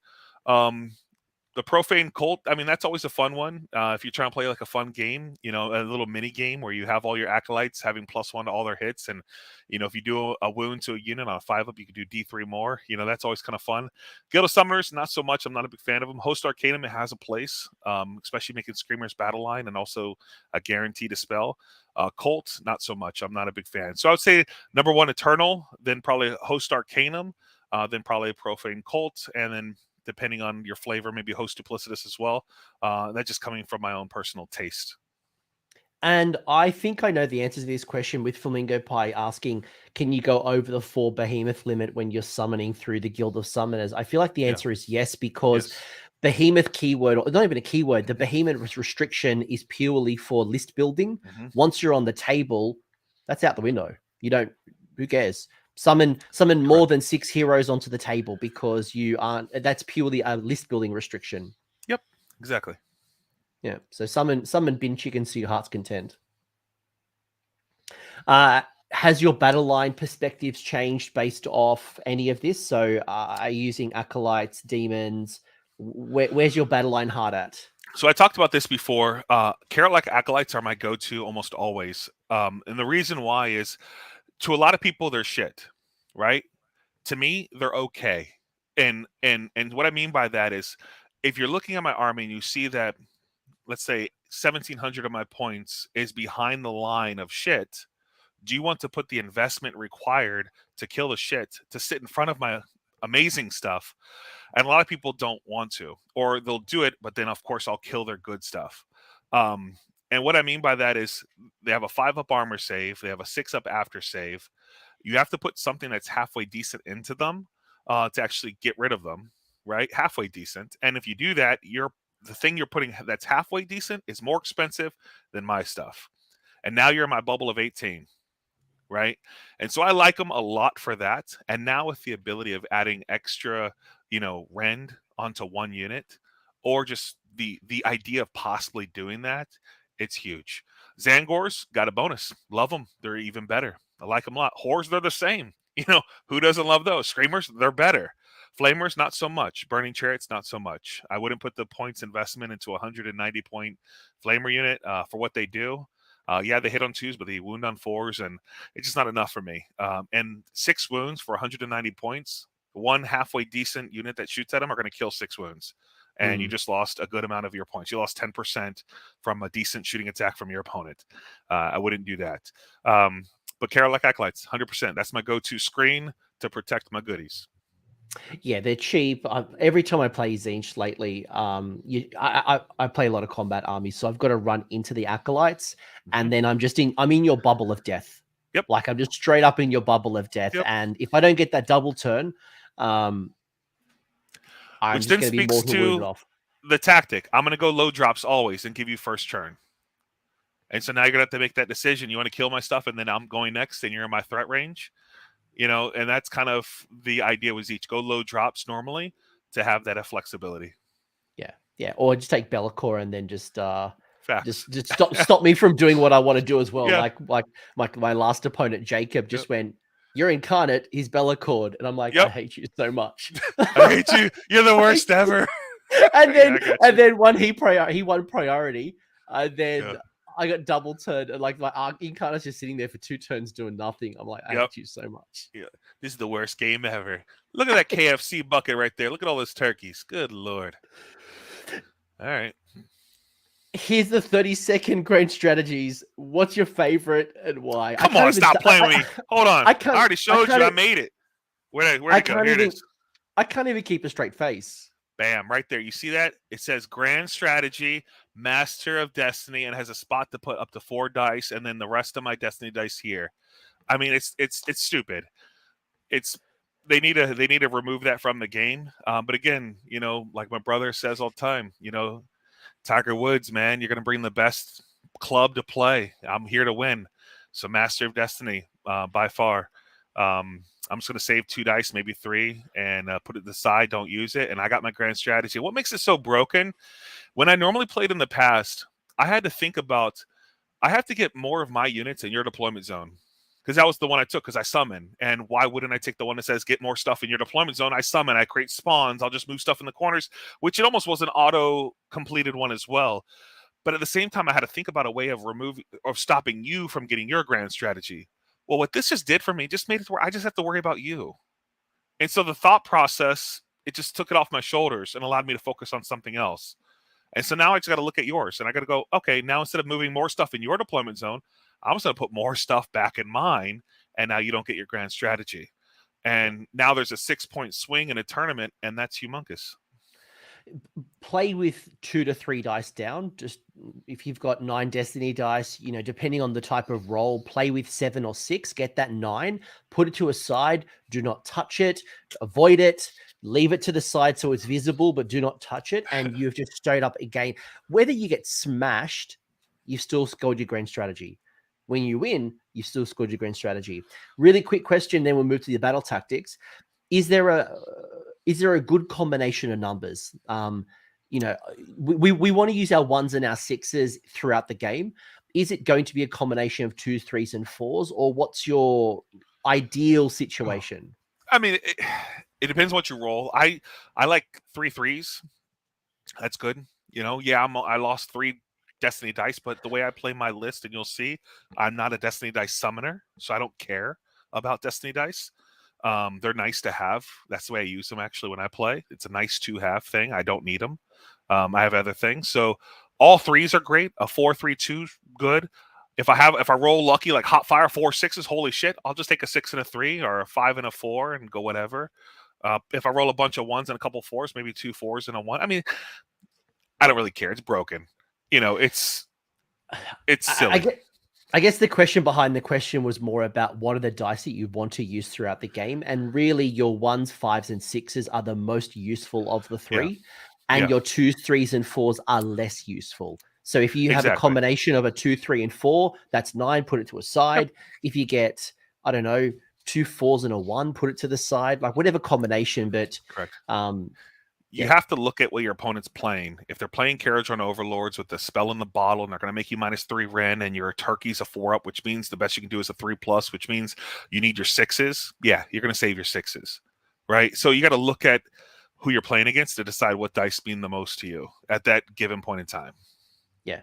That was more the question behind the question as opposed to, it's dumb. It's mostly, but I play Daughters of Cain and they have some dumb grand strategies and battle tactics. So, and they haven't nerfed them. So, who knows? Do you think, and I'm not going to read those all out, but do you think the battle tactics are achievable? Are there some that are useful throughout the game, or are they trash? Some are amazing, some are trash. So Call to Change is good if you take the one faction that can summon lords on a 9+. That's a freebie. And so, that's an amazing one. But if you're playing any other army, I would say it's trash. Your words, not mine. When you talk about the 3 spell casting, I think that's a trap. I would never do that one. Because, unless your opponent is... But even if your opponent has no characters on the board, you killed them all, it could be useful, but you might fail. One of your 3 spells, because your Lord of Change can take Arcane Tome and become a 3-caster. Your Gaunt Summoner could do the same thing. Your Kairos could do the same thing. But if you had a 4-caster, I would say yes, but I think it's a trap. When you talk about 9-fold, I think that one's amazing because the way it reads is you pick one enemy unit that has 9 or more models, or you pick one enemy hero or monster that's a wound characteristic or 9 or more, and that's just characteristic, right? And so if you happen to do 6 wounds to it the turn before and it has 3 wounds left and you only have to do 4 wounds to kill it, that's an amazing one to do 4 wounds and you get a battle tactic for free. That's awesome. Reckless Abandon can be good. You put that on the Ogroid. If you happen to roll 2 6s, you can guarantee that pretty easily, as long as you don't want to use your 6s for something else. And the last one, Tides of Anarchy, that's a pretty easy one as well. Just take an objective and have 9 or more friendly models within 6 inches of the objective. That's pretty guaranteed as well, since you know what you need to do, and since you have Destiny dice, you can pretty much guarantee a couple of these very easily. But I also found the regular battle tactics to be easy too. I don't find them to be difficult at all at this point, with at least Tzeentch. Other armies, yes, but not with Tzeentch. I've been playing a lot of tournaments lately. I've been playing a few events where I've only really played my battle tactics from General's Handbook, and with my Stormcast, I've scored at least 4 out of 5 almost every game. So they're relatively achievable. I was just quickly looking at the battletome because Alex asked a good question. The ones are mostly for battle shock. There's no other real uses for it because pink horrors don't come back on 1s. Your Skyfires don't come back on 1s anymore, like that. I mean, ones are good for that. Also, 1s are good for killing yourself with like a Magister if you roll 2 1s. There's different things you can do with your Destiny dice to accomplish different things. But mostly for battle shock. Yes, and Josh, good point. And that was kind of what I've been talking a lot about, is that there's a lot of ways to either bring back Destiny dice, Kairos, for example. There's ways to regenerate Destiny dice. There's ways to alter the numbers that you've already got in your kit. And that obviously makes your grand strategy of Master of Destiny more achievable. So, but do you want to play completely in that space and just keep generating? No, you don't want to go all in on Destiny dice, but it's a great mechanic to be able to do things. Yep. Great. Look, we're not going to go through every war scroll. I might just do a couple of quick elevator, just like smash, and then we'll get to your list, right? Cool. Kairos, Lord of Change, do you like them? Anything that you'd want to call out at this particular point? I think we both know what we're going to love here. I mean, some of these are interesting. Like I love the fact that the +1 cast and spelling Unbinding. I love that because I don't have to use a command point and it's always going on. Even in your opponent's turn 1, I don't have to wait till my turn to get it. So that's huge. And now I have my command points to use for something else. Knowing the whole lore, holy crap, yes, let's go. Karos got more wounds. Let's go. He gets more destiny dice. Let's go. I mean, there's some good things in here. And the fact that both of them can have the ability of taking control of your enemy spell, I think that's very unique. Now, I will say there's some interesting mechanic. I haven't got to the bottom of this, but like I'll ask you on camera where, let's say it's,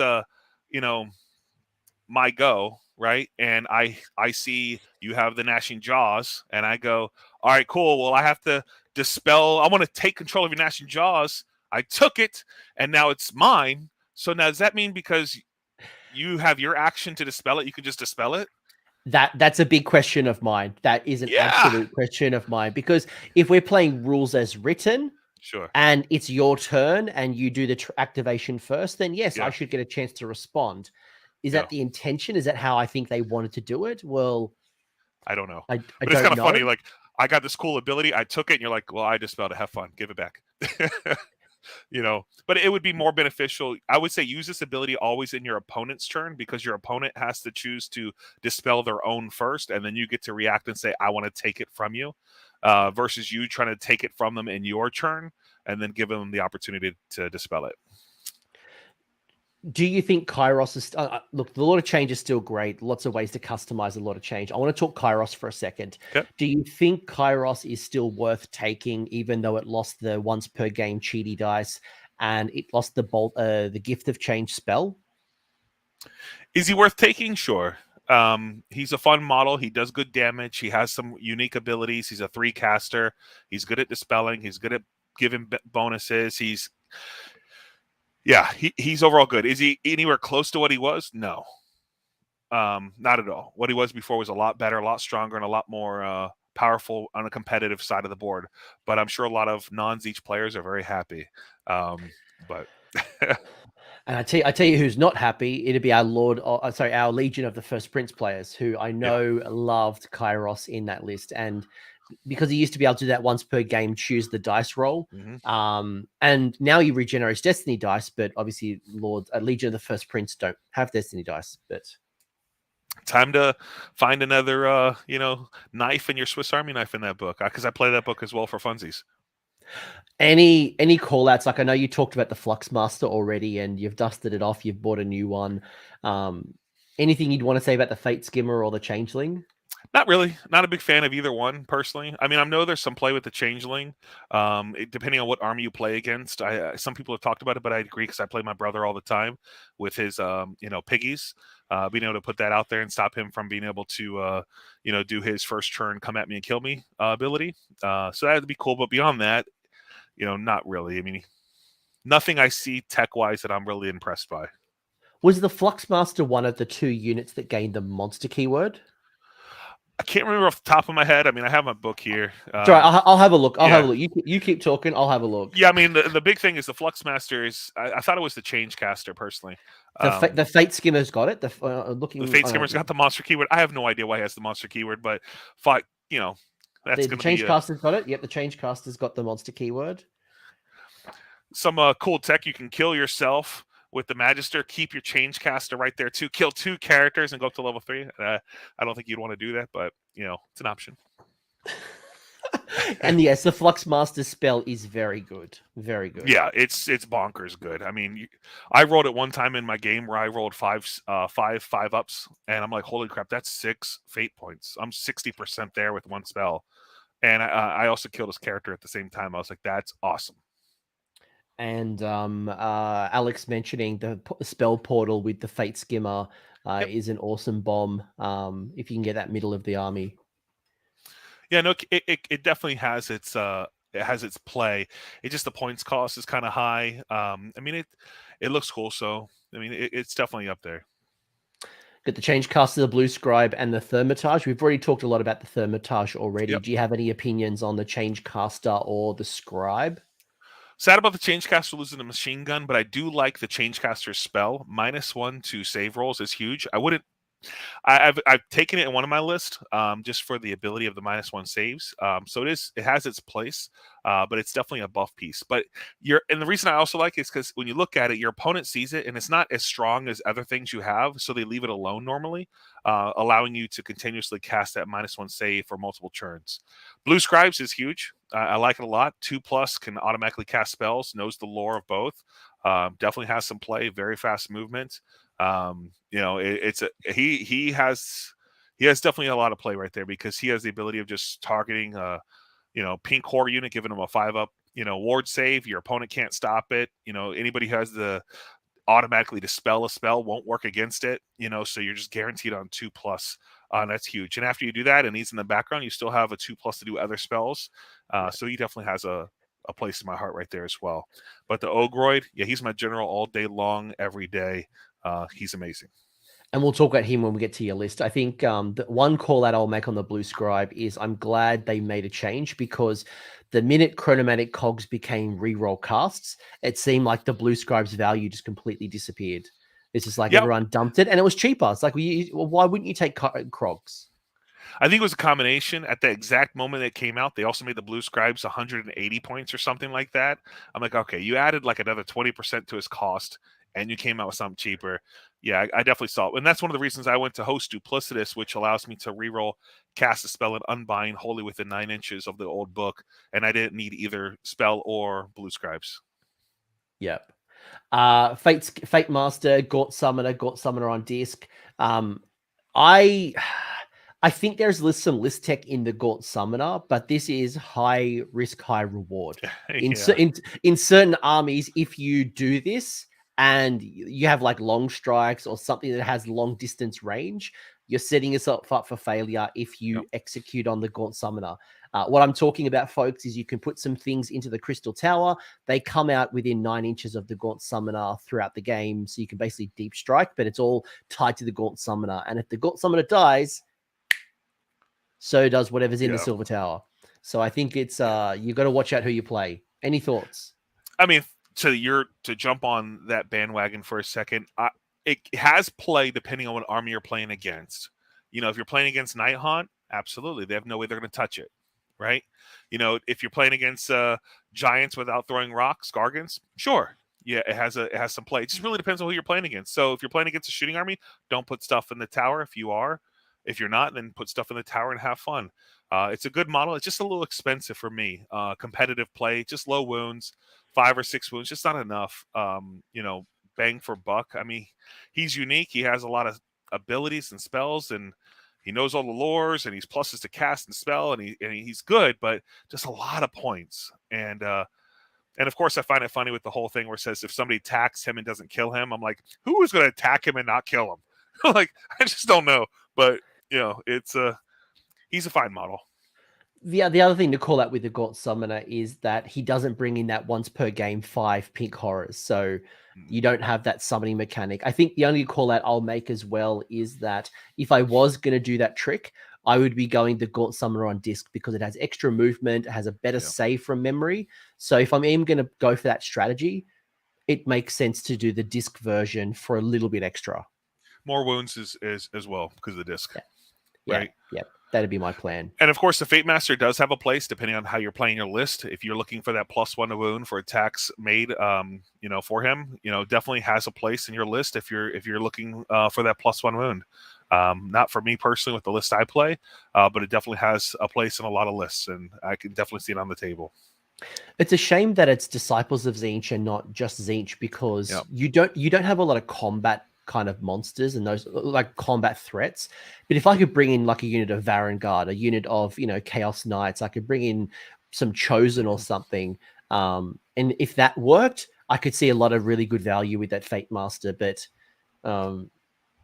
yes, that's a good comment, Josh. Fate Master could be an auto include if you're using Flamers.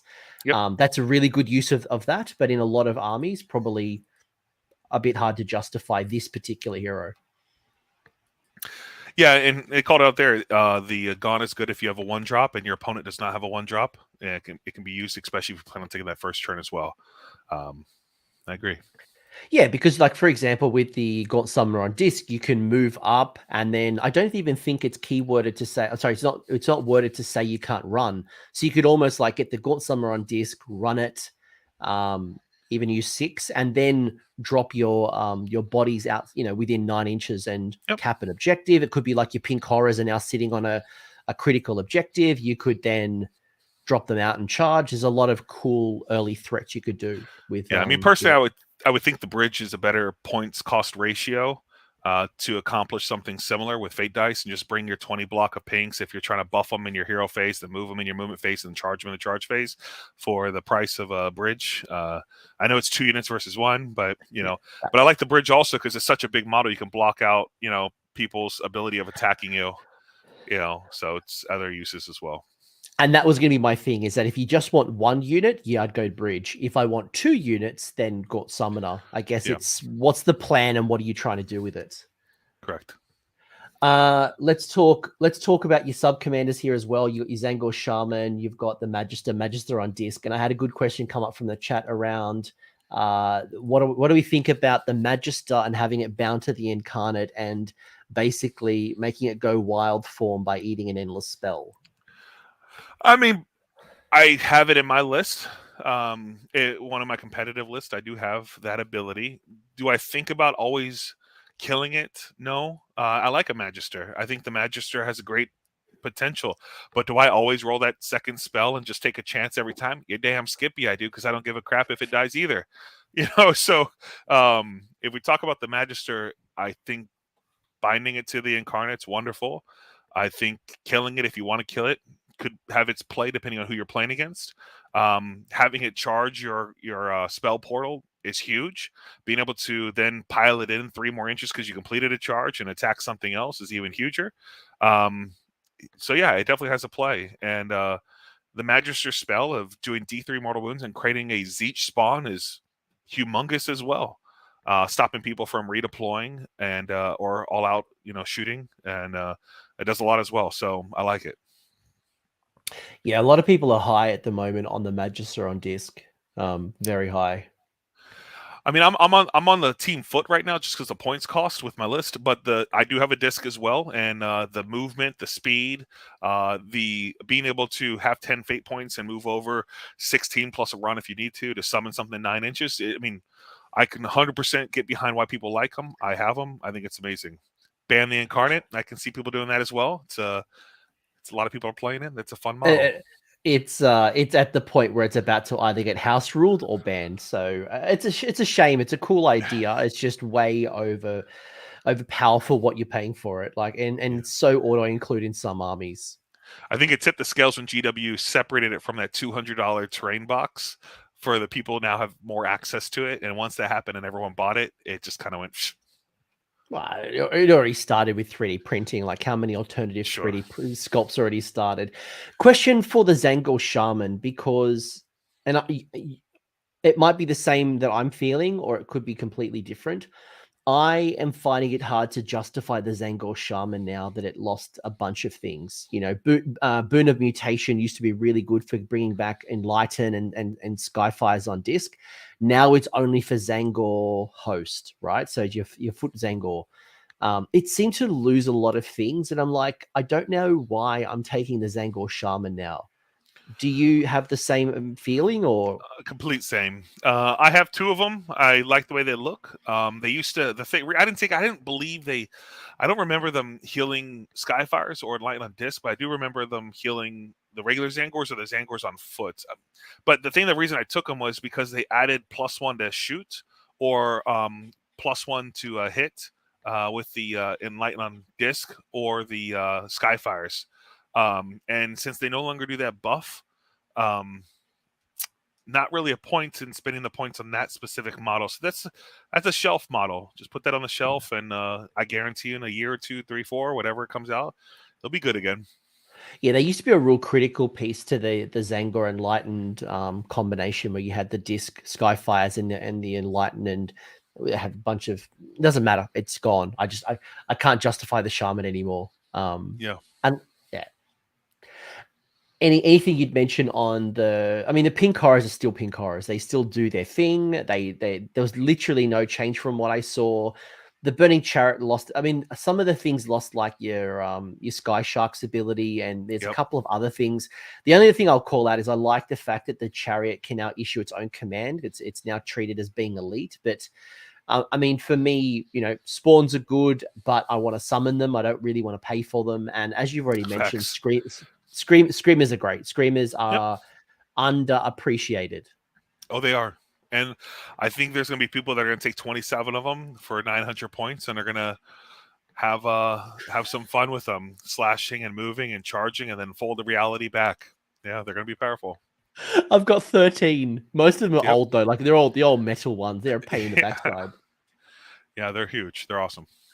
Yeah, they're very underappreciated. I actually used to use them in the old change host back in first edition, where I'd move them up the board and then I could switch them quickly and then bring out a bunch of pink horrors. Yeah, absolutely. Geez, 27's a lot. One thing I haven't seen for a while is these Exalted Flamers and the Flamers. Like early second edition with the last book, you saw this build. It was all about burninating. And then it kind of dropped off. Do you... Nope. Is it a time to come bring them back? Nope. I mean, again, I say these things only from my perspective, the way I play, and I play the game. I guarantee there are people that love them, and more power to you. They're fun, right? I mean, they shoot a lot. They hit on, almost 2s now, but with their ability, they wound on 4s. They can be -1 armor, and they can do, D3 damage, and you can make them, +1 to wound if you have the right supporting character that we talked about earlier, or of course your triumph, and then they can do a lot of damage. You can do like -3. You can do a lot of resources into making them amazing. The problem I have with them is they're very expensive for 3 wounds, and if you reinforce them or double reinforce them for like close to 600 points, the output's there, but if one person touches it, you lost so much output for so little effort from your opponent. Yeah, it seemed like in the era of all that defense, that really neutered the build. Because the Ren doesn't go as far, they're fragile, and you got one good solid burnination, and if you don't do the damage that you need, they start to crumble very quickly. Yeah, and they also lost some additional mortal wound abilities as well. I mean, they lost a lot, and they went up in points again. I'm like, okay, they weren't great, in the last book, and the new book comes out, and I feel like they're worse. I'm like, all right, I guess they don't want people shooting. But again, this was one of the criticisms I had. I did not want these to become good, and I'm kind of glad they're not, because imagine if they were good and everyone's just taking a bunch of flamers that are just, let's roll dice, take 12 saves at -2 and take D3 damage each. And they were under points at, like, let's say 130 for 3, yeah, I could see that being a negative play experience, and I'm glad they're a little outpointed and a little on the rough side, but they could come down a little bit to make it a little bit more viable for certain people. Yeah, I'd like them to be viable, but I don't want them to be broken. So Correct. I want them to be like, I don't want to say it. I don't want to say salamanders, because they're also broken in a different way. But you don't see an army of salamanders, and I think when flamers were at their peak, it was just lots of points in flamers. I'd like at least like one unit running around doing all the burnination. But I don't mind flamers compared to because flamers are just good at shooting. Salamanders are good at combat and shooting. Yeah, right. and That's because and you Go do ahead. so much damage to the salamanders that all that's left is like all the handles are disappeared, and it's like Whatever. these salamanders don't care. There's like Yeah. no negative impacts to them. So it's like it's completely different, But we talked about acolytes. For me, they're not good, they're not great, but they're the perfect medium for what I'm trying to accomplish. And but they play in all parts. And a lot of people forget about the birds. The 4+ mortal wound, if you get it within 18 inches, sometimes I'll just run one up just to get within range of your spellcasters. Like, all right, Lumineth, just take a mortal wound on all your units. Let's go. And just have fun. Especially like those little 5 wound idiots that you've kind of chipping away at a little bit. It's like you get a little bit concerned. Before we move on, quick question about the acolytes from the chat is, what is your opinion on acolytes? The characters with paired blades in transient form, so +2 fight on death cults. I mean, it's good if you want to lean into that. If you want to take a lot more acolytes and maybe more Zangors, they has a place, and it can do damage and it could be fun. I don't think it'll be a 5-0 list in a a 5-round tournament.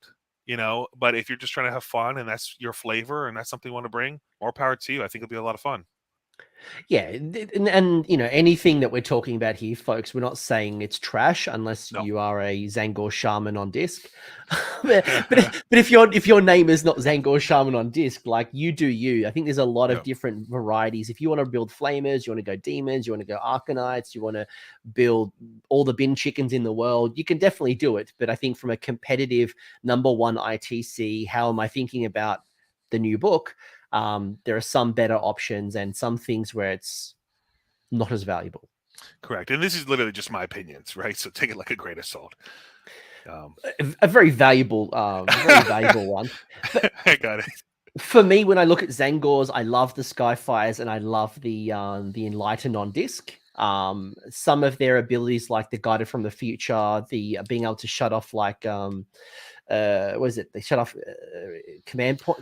What's it? For which one? Are you talking about the combat ones or the shooting? I'm talking about, well, the combat one shuts off. It's not Inspiring Presence. What does it do? I can't remember. It was can't remember off the top of my head because I don't use them that much. I use the Skyfires. The Skyfires, what they do is they make it to where you cannot increase your armor save, and also they cannot reduce your to hit modifier. So you always have the ability of going +1 to hit, and your opponent can never gain +1 armor against Skyfires when they shoot. So I have a unit of 3 on my competitive list to go after, key small characters. Definitely is a very good unit. The only concern I have with Skyfires is they lost, and this is one of the painful parts, they lost the one thing that I liked the most, which was they were able to reroll all their hits and all their wounds if they attacked first. Yeah, and now they lost that. And so they're no longer a fighting unit per se. They do still do some good damage with their disc, doing D3 attacks, 4s, 3s, -1 D3 damage, but they're not as guaranteed damage as you would want. But their shooting attack is decent at killing 5 wound or lower characters, moving 16 inches, holding objectives, etc., etc. And thank you, chat, for giving my back. I was also just rereading the War Scroll. The Zangor Enlightened on disc in the combat phase, enemy units within 3 inches can't receive commands. So you shut down all that attack, all that defense. You can shut down any, obviously, army-issued commands. Obviously, it doesn't impact like Inspiring Presence. It's just the combat phase. But just that one phase, yep. That helps you reduce the fight back. It does allow you to take down some pretty powerful units a bit more confidently than you normally would. Yeah, I'm actually all for all 4 of these units in the right list, and especially the right army. Beast of Chaos is definitely one that will shine with all of these. But with Tzeentch, they definitely shine as well in their own way. But Skyfires are good, Enlightened on disc are very good, Zangors are very good, and surprisingly, Zangors Enlightened on foot for the points cost and the damage, I think they're pretty good as well. I don't know if they'd be in my most competitive list, but they're definitely good as well. For 3 models, though, I just struggle a little bit to be on foot. Like, I'd rather just find the extra points to get them on disc. Sure. Yeah, absolutely. I mean, some of these fun things are just, I don't know, when I play games, some people don't want to play just straight up the hardest competitive games you can play. But, I understand. Yeah. And we've obviously already talked a lot about the endless spell, so we won't go into that. But what I do want to go into in the last time that we have, and, we've had a lot of in-depth knowledge, which has been awesome to kind of get into your head around the Disciples of Tzeentch book, is how are you bringing it to life? Now, this is obviously your first iteration, and you've given me 2 lists. This is the no incarnate list. Yep. And this is you kind of bringing it together. So I guess what I want to understand from you is, what is this army doing? Why are you choosing what you've done? Is there any key synergies that you want to call out at this particular point? And if you're listening to this later on the podcast, it is the Ogoroid Thermitage. That's the general with the Arcane Sacrifice, Arcane Tome, and Arcane Suggestion. You've also got the... what's that? Lots of Arcane. Yeah, lots of Arcane. I think you were actuallying me some. You've got a lot of change with the tome of the Nine-Eyed Tome and Ghost Mist. I did wonder for a second why you took that. I'm like, oh, wait, so he knows he knows the spell lore. Don't need to worry about it. You've got the Flux Master, which has got the Treason of Tzeentch. You've got the Change Caster with the Bolt of Tzeentch. You've got the Blue Scribe with Tzeentch's Firestorm. You've got 2 units of Karak Acolytes, 3 units of Zangor on foot. And then 3 endless spells. You've got Cogs, the Demonic Simulacrum, and the Umbral Spell Portal, all wrapped up in Bounty Hunters, Expert Conquerors, and Commanding Entourage. 10 drops, 118 wounds. Yeah, so and don't forget the family is something that doesn't get a benefit in the beginning, which is the Eternal Conflagration, which is the one that allows all Pink Horse, Flamers, Exalted Flamers, Blue Horse, Brims to have -1 on their rend. Actually, I think the Flux Master has a shooting attack that benefits from it on turn 1. So I guess that one model is rocking out. So the list, this whole idea was to not take the Incarnate, right? It was to kind of highlight a list that doesn't have the Incarnate in there, but still can actually kill the Incarnate and still actually can do quite a bit of damage to other people. The whole idea of this is I can still do damage from across the table on turn 1, killing somebody's key units, right? If somebody's going to give me turn 1 because I'm a 10-drop list in this, faction, I'm still doing damage. If they want to put forth as much damage to me, that's really what I want. I'm going to have my Acolytes stringing across the entire front edge as a sacrifice as much as possible. And I'm going to have all 3 Zangors kind of tight together to benefit from their banner wrapped around all these casters. And so you have 1, 2, 3, 4, 5, 6, 7 total casters. And so the Zangors, they have the ability where, for every wizard within 9 inches, you roll a dice on a 4+, you pick a unit within 18 inches, then they take a mortal wound. And so if you have 7 for each unit of Zangors, if you're all tight enough to do this, you're talking upwards of 21 mortal wounds on 4+, when you become within 18 inches, right? And that's a fun ability, and they can't really touch your Zangors in the beginning because they're wrapped, with the Acolytes in front. Now the Acolytes, they count as 3 models each because I put them in that battalion. If I'm going to lean hard into drops, let's lean hard. Sometimes people will kill like 6 of them. I'll have 4 left. I'll use my Destiny dice to keep them alive, and then those 4 models count as 12 wounds until I rally them. I've really enjoyed Expert Conquerors. Initially, I was going Bounty Hunters and Battle Regiment. I've moved away from that, and I've been playing with Expert Conquerors, and I've really appreciated it because, as you said, 1 turning into 3 makes it very hard to handle objective control for your opponent. Correct. And this whole list is wrapped up to do 10 cast turns. So your first cast is going to come from your endless spell, which is Demonic Simulacrum, doing turn 1 damage normally because you place it within 12 inches, and then it moves 9, and then it targets the closest unit within 6. So normally it's going to actually touch something, whether it's battle line or whatever.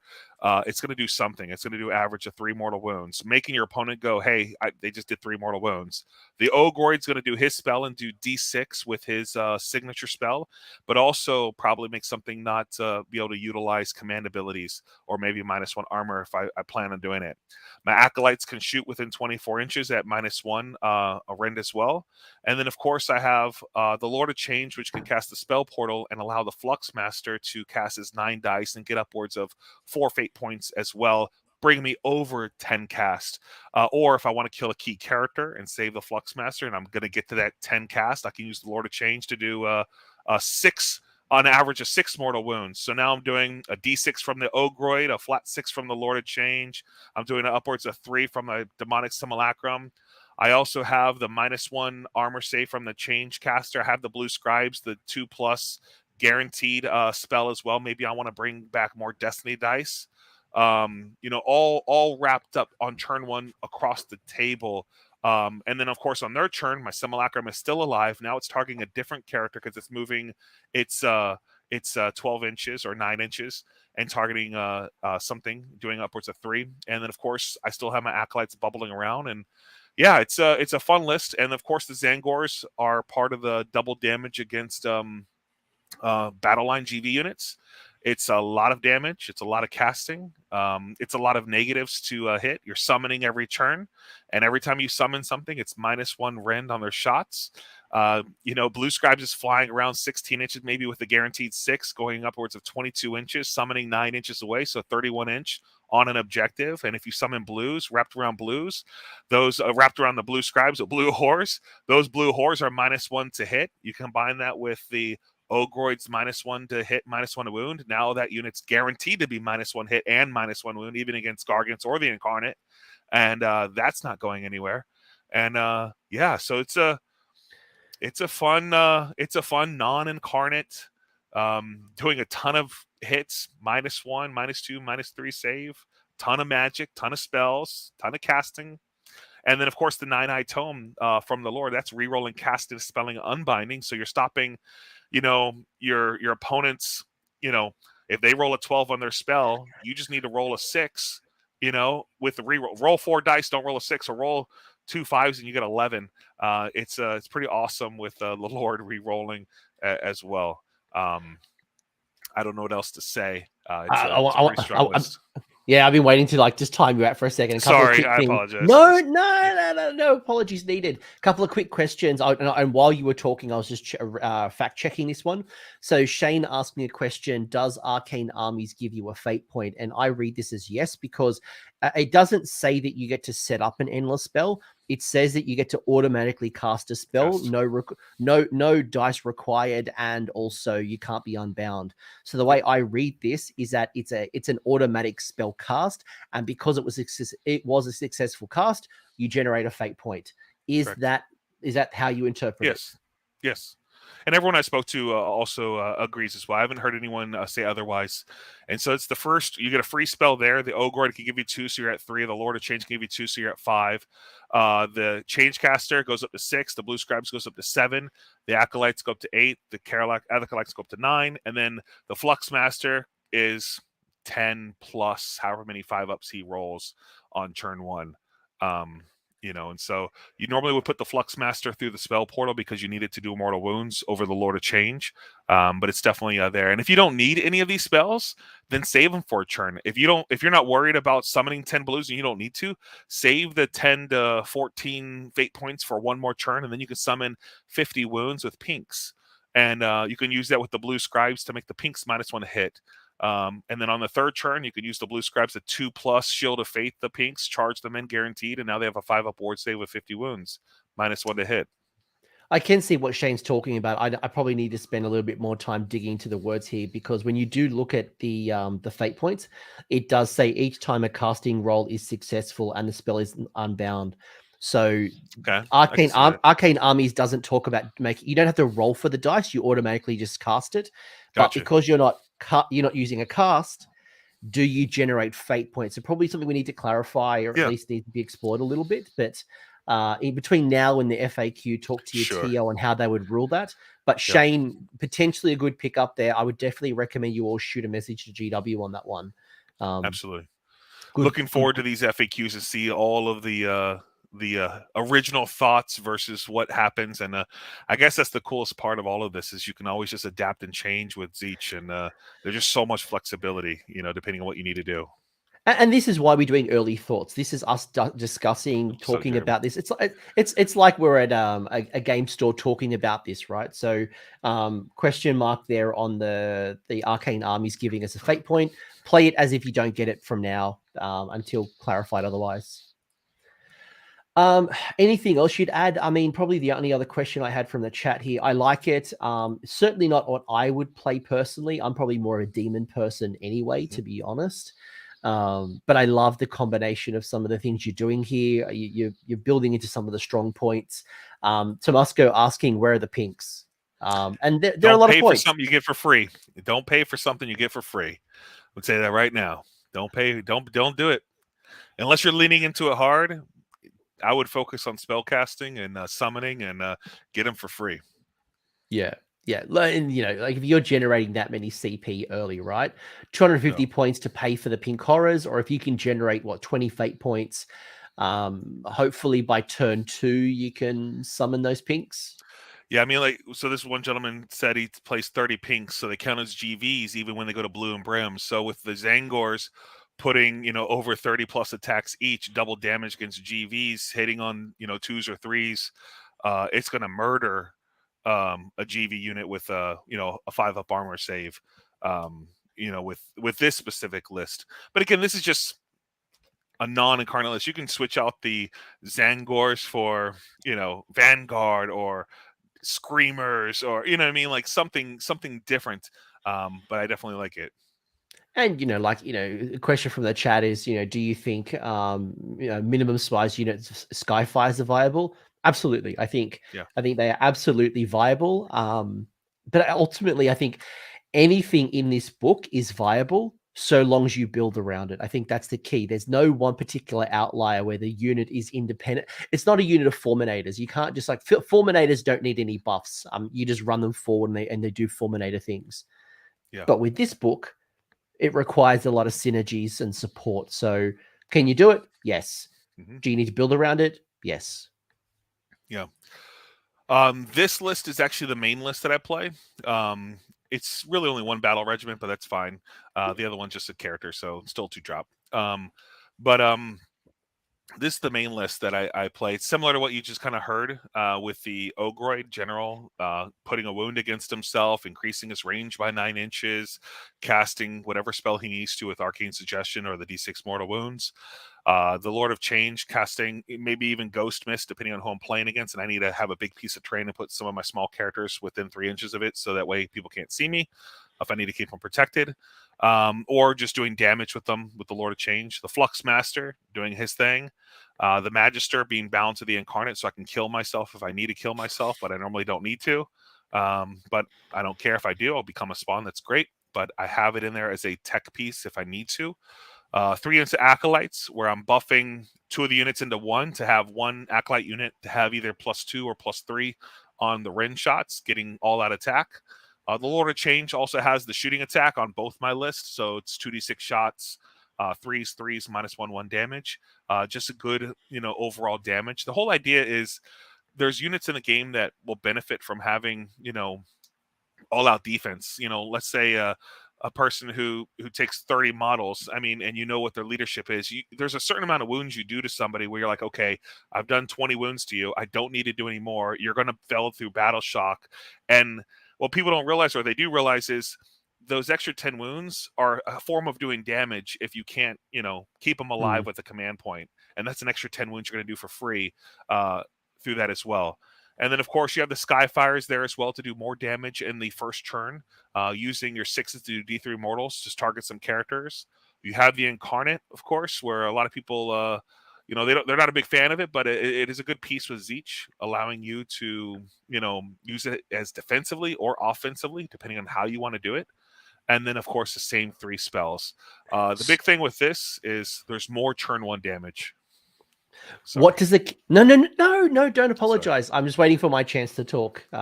What does the Incarnate bring to the table as a Tzeentch player that a list without the Incarnate, whether it's the one that we just showed or a different version, what does it bring into the table? It brings a lot. First and foremost, it brings the ability of not allowing your opponent to retreat from you for 2 turns. That in itself is very powerful because you're a spell-casting army and you want at least 2 turns to cast spells, right? And when you look at the amount of spells I'm doing, I know we talked about it's not a lot, but I still feel like it is, because it's upwards of the D6 from the Ogroid, the D6 from the Lord, almost a flat 6 from the Lord, the average of 3 on the Flux Master, the average of 2 to 1 on the Magister, which creates a spawn. And then you also have the Simulacrum doing an average of 3 to 4 to 5 as well.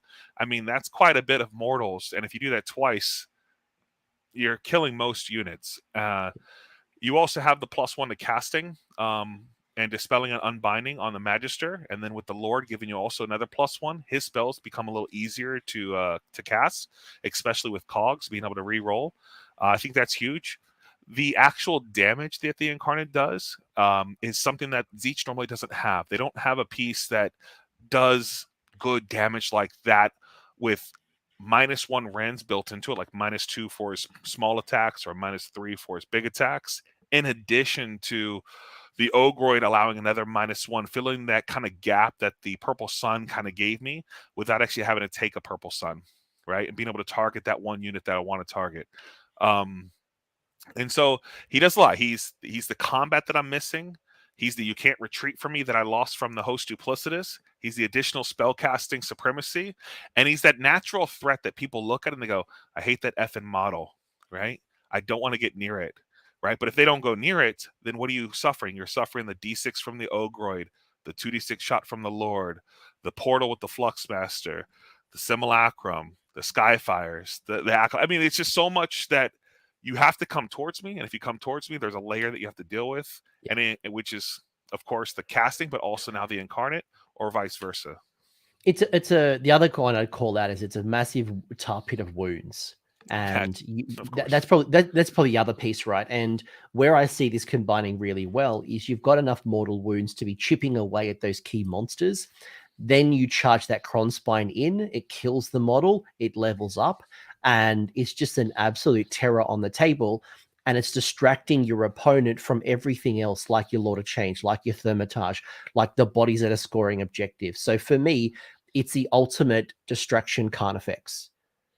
Yeah, because if they ignore the Cronspine and they go after the Lord of Change, that's what's going to pull your army apart. Not the Cronspine. The Cronspine's a pain in the backside, but what really you want to keep surviving is what your Lord of Change, your Thermitage. You know, if I kill those 3 units of Carrick Acolytes, who's scoring the objectives? But people will focus on over focus on the Incarnate to get rid of it, while you're racking up spells, you're racking up victory points, your battle tactics. Yeah, no, I agree. This list, I don't feel like there's one linchpin that holds everything together. I feel like there's multiple pieces that hold the whole thing together, but not just one thing. And I like that a lot about it. And so I don't know what else to say about it. It's a very strong list. I do have to play it more and practice it more.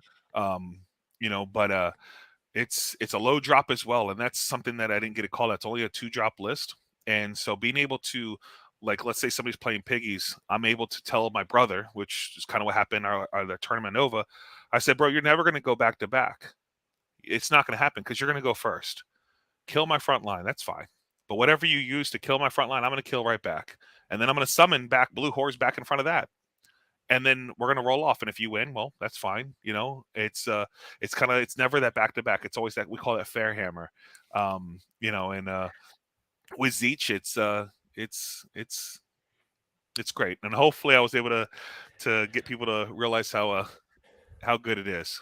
Well, you're not off the hook just yet, mate. I've got plenty of questions coming in from the chat I've been waiting for. No, that's why I wanted to time you out, because you've got so much great value. I love it. And as someone's already said, like, there's no apologies here. There's so much greatness you can talk about. Couple of questions from the chat here. How do you find reinforced mixed horrors? So 19 pinks, casting Shield of Fate, Mystic Shield every turn, mixed for no bounty hunters. I mean, how do I find it? I mean, it's a negative play experience if you have to play against it, that's for sure. You're not going to want to play against it, especially if you have the GV extra damage battalions. You're going to feel like that's whatever. I mean, by itself, it's a time waster in the game itself. If you're on a tournament clock, because you're always constantly, moving your models, your back starts to hurt after a while because you're bending over constantly. It's good though. If you're the one playing the Tzeentch, it's phenomenal, right? I mean, holy crap, is it good? You take a mixed force, you put Shield of Fate, you charge somebody's corner. Like if they have a big unit of Witch Elves and you only allow 7 of them in versus all 20, and you're like, that's cool. You're -1 to hit, by the way. It's all about positioning with Tzeentch. I would never take my full front against your full front. It's always like that side touch, because I'm not going to do damage in combat. I'm going to do damage in shooting. So why would I give you more frontage in combat? So, but to answer his question, it's phenomenal. It's very strong, and it's a little funny. I feel like I've been playing Age of Sigmar since like day one, and pink horrors have always been a nightmare. And we finally got it to a point where it was like, okay, like just okay, not good, just okay. And I feel like this little loophole is asking again, Games Workshop, please nerf pink horrors. Like, guys, if you do it, know that Games Workshop is going to pay attention to it. You're going to be battle scrolled and you get nerfed again. So tread carefully. It also depends on what they're going to do on December with the 6-month ends. Maybe GVs are gone and we're just back up to full pinks, So who knows what they're going to do, but we'll be ready for it. Tomasco asking, do you try versus Kharadron Overlords? Now, So I know the answer. That was my first game at Nova. And I felt like I was so set up. I was like, they set me up. The only army that could beat me. I was like, it's the first one. But no, it's very scary.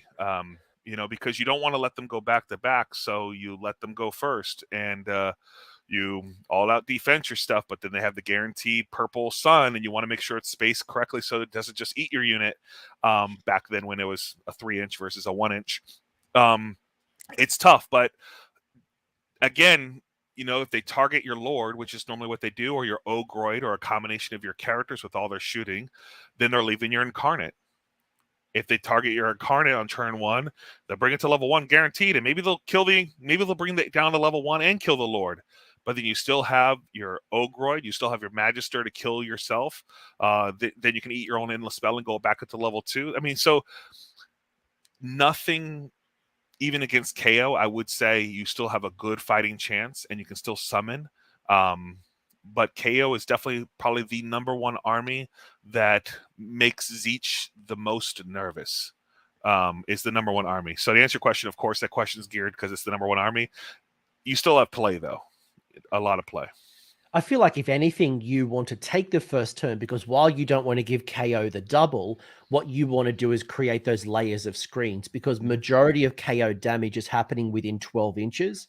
And they've got a couple of long range shots, I get it. But if you can push them out from your Lord of Change and your key pieces and push them out to 18 or whatever it is, at least you're reducing the damage going into those key pieces. But it's almost like a damned if you do, damned if you don't. Iron Jaws are going to charge into you. Make sure you reduce what you feed them. Same time as KO. It's like, don't give them the good options to shoot off, because they will. Yeah, correct. I mean, I just fear for the double churn with KO personally. Yeah. I mean, there's quite a bit of damage they can do. I had it in second edition once where I got double turned with my Hallow Heart. Same type of thing, right? My wizard wagons just crumbled to the double shooting of KO. Why Lords of Change no Kairos in that list? Points. I don't have enough points. And I also like the shooting attack of the Lord. I don't really want to get Karos in combat because he's such an expensive piece for the utility he brings. Even though Karos is decent in combat, to be honest with you, not great, but just decent. The Lord does have that ability of almost doing what the Karos does, but brings the shooting element in it as well. So that's points, and I like the shooting is why. Yeah. Do you prefer the Lord of Change to Fate Weezer in general, or is it list dependent? I don't care too much about Destiny dice personally. I don't care about regenerating. It's nice to have. It could be game changing if you just roll the right dice. But if I was able to pick my Destiny dice, like they're all 6s, hell yeah, But it's not one of those things that I really, put for. I really like the shooting attack. I always roll it. And I'm like, oh, that's a 9. I'm gonna do all that attack, and I'm gonna hit on 2s, and I always do like 5 or 6 wounds with shooting, and I like that. That's equivalent to a spell that the Karos would have had, and it's less points. I'm going to call this comment out. Your enthusiasm for Tzeentch got Josh back into the game during COVID restrictions. So I absolutely love these conversations. If I could get you on every week, I'd do a podcast with you, Kaleb. You and I like you and your brother, like we just have an absolute ball. You're a wonderful spokesperson for the game, and it shows you that you can be both a top player and a great sport. So appreciate that. I hope we get matched up at the LVO. I'll be there, baby. The first time ever. I'm so excited. You and me, baby. Maybe we can talk to the TO, get a grudge happening. How do you find this kind of ties into the KO thing? Is like, how do you handle first turn shooting heavy armies? So, there's a couple of them, right? We talked about KO, but you've got your, let's say, Stormcast with long strikes and things like that can take down key pieces. You've got cities, and cities got a lot of shooting. There's a lot of different shooting options. Anything you'd add to the KO piece that you just shared about facing shooting armies? All right, so giving a response like this is tough on a call. If we're playing face to face on a table, I look at exactly where your stuff is positioned. If you're within 27 inches, let's say you're playing the Stormcast where you have 3 units of 3 of those, bolt guys that do a lot of damage. All the names. The crossbow guys, the adjudicators, Yes, the crossbows. The expensive ones, right? The ones that do a lot of damage, the 30-inch range ones, the crazy ones that everyone loves. Long strikes. Long strikes. So if I'm looking at the game and you're within my range, I'm 100% taking turn 1, and I'm going to kill 2, maybe 3 units. I'm going to kill all 3 because it's only 6 wounds a unit. 1 spell is a unit, with the portal, right? And then Simulacrum on your turn is going to do at least 3 mortal wounds on average, killing 1 or 2 possible guys.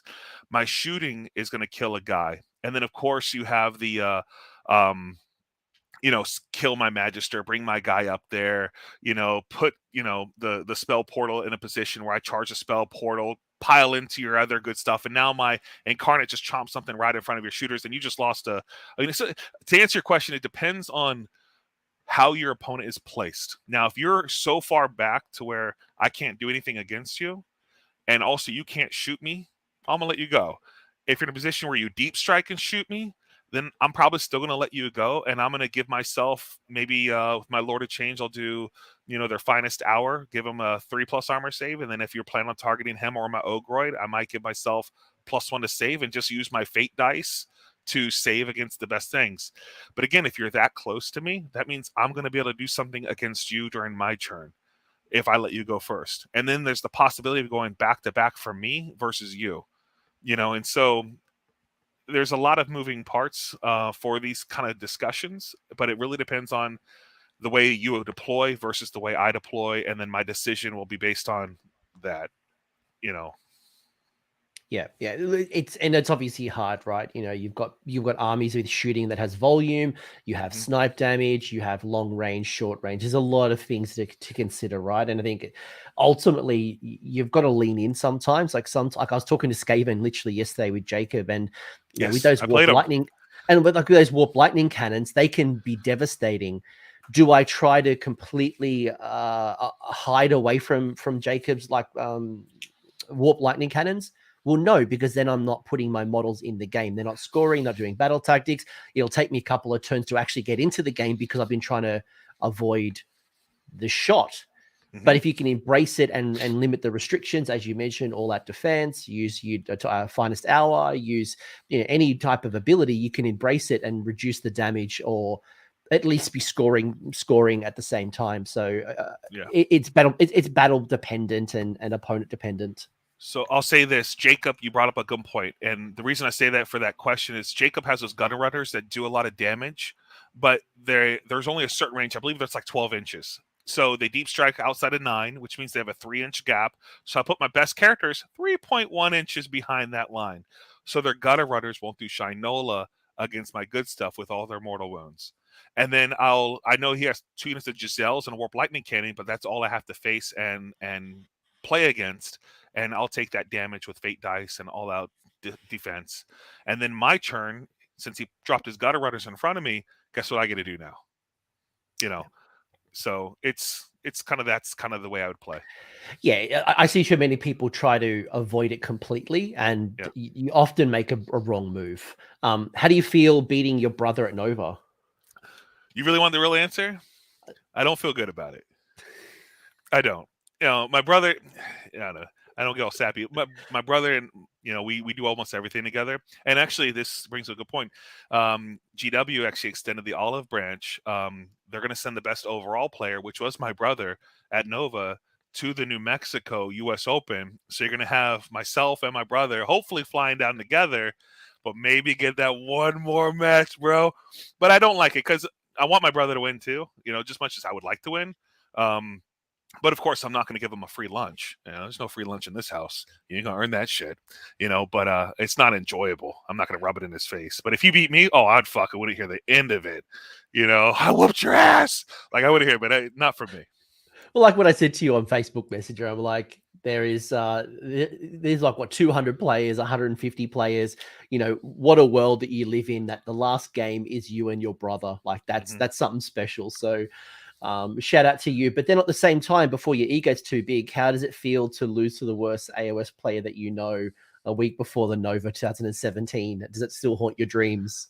Oh, no, it does haunt my dream. I'm always humbled when I have the opportunity to lose a game. I feel like losing is actually honestly the most important part of playing is losing. You're not going to learn shit by winning. You'll just build your confidence. Losing will actually make you humble and make you rethink what you're going to do, rethink the models you take, rethink your strategies, and make you play a little bit different. But losing's great. Yeah, and especially for something like your army, where it's not easy. It's not like your Iron Jaws, you run up the table. It's not Suns, you don't run up the table. There's a lot of cogs, and sometimes it's the wrong strategy at the wrong time against a different opponent at a different time, or if one dice roll goes differently, or if you won this priority, things can change. Yeah. There's a lot of lessons. Absolutely. I mean, there's a lot. All right, a couple of final questions from the chat. I'm going to let you go to bed. I'm sure it's late over where you are. What are your thoughts on bringing the Curseling? Seems strong. I mean, we talked about the Curseling would be good in a side bench army, where if I was able to just bring him on, depending on what I have to play against, I can see that being very, very good. Would never hear the end of it. That's true. And so he is good for that purpose. But I don't see him being competitive in a very competitive list that's always in the same army, going against all different types of army in a 5 or 8 round tournament. It feels kind of like a waste of points on that side. I will say that I was glad to see the Curseling go back to its pre Arcane Cataclysm. So it went from like a double caster to a single caster. It lost some shenanigans. It's gone back. And I have seen a lot of people talking about the Curseling, especially for people who are looking for what you've done with the Ogoroid Thermitage, but they don't want to take the Ogoroid Thermitage. It seems like the Curseling is playing in a similar role. Gotcha. I just feel like the Ogoroid, he has 8 wounds. He's good in combat. His spell does D6 mortal wounds and heals himself. I mean, it's pretty awesome. I guess as a double caster getting the plus 9 inches, I guess that's probably one of the things that's drawing people. Yeah, absolutely. All right. All right. Ready for this one? All right, go ahead. From Alison Walters, who made sure Caleb's headset was good for this. Oh, my wife did. There's my wife. She did. I couldn't figure out for the life of me why my headset wasn't working with my computer.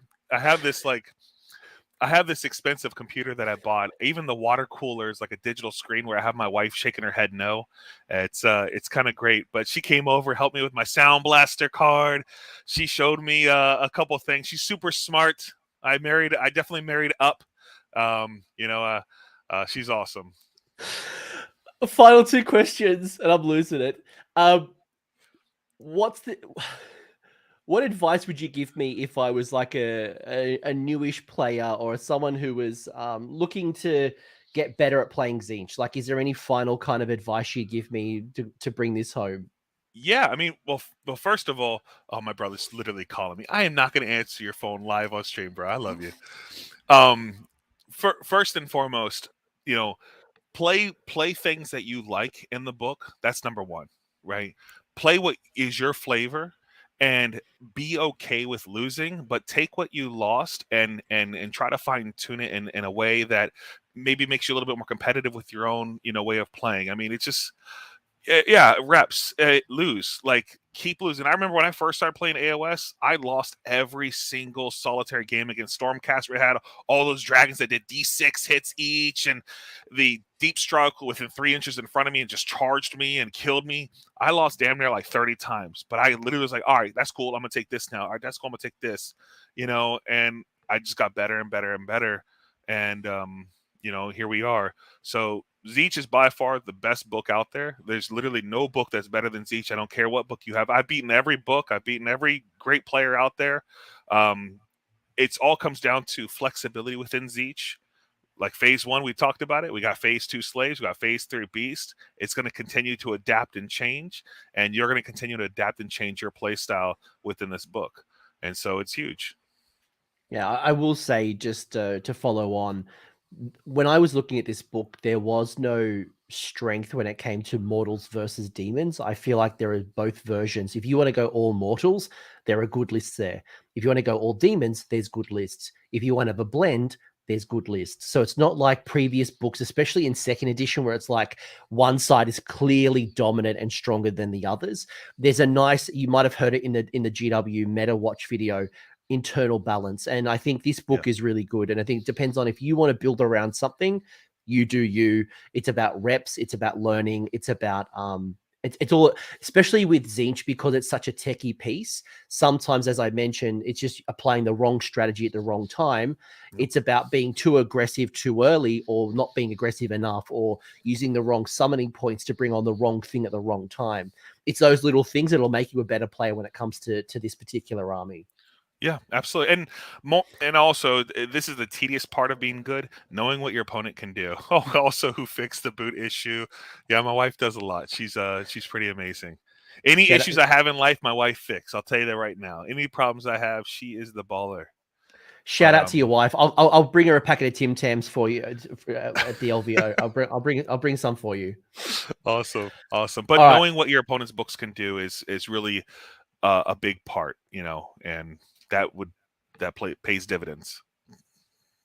Final question, and it's a fun one. If you could add one war scroll or unit to this game in the next book, whenever that comes out, what would you add to the Disciples of Tzeentch as a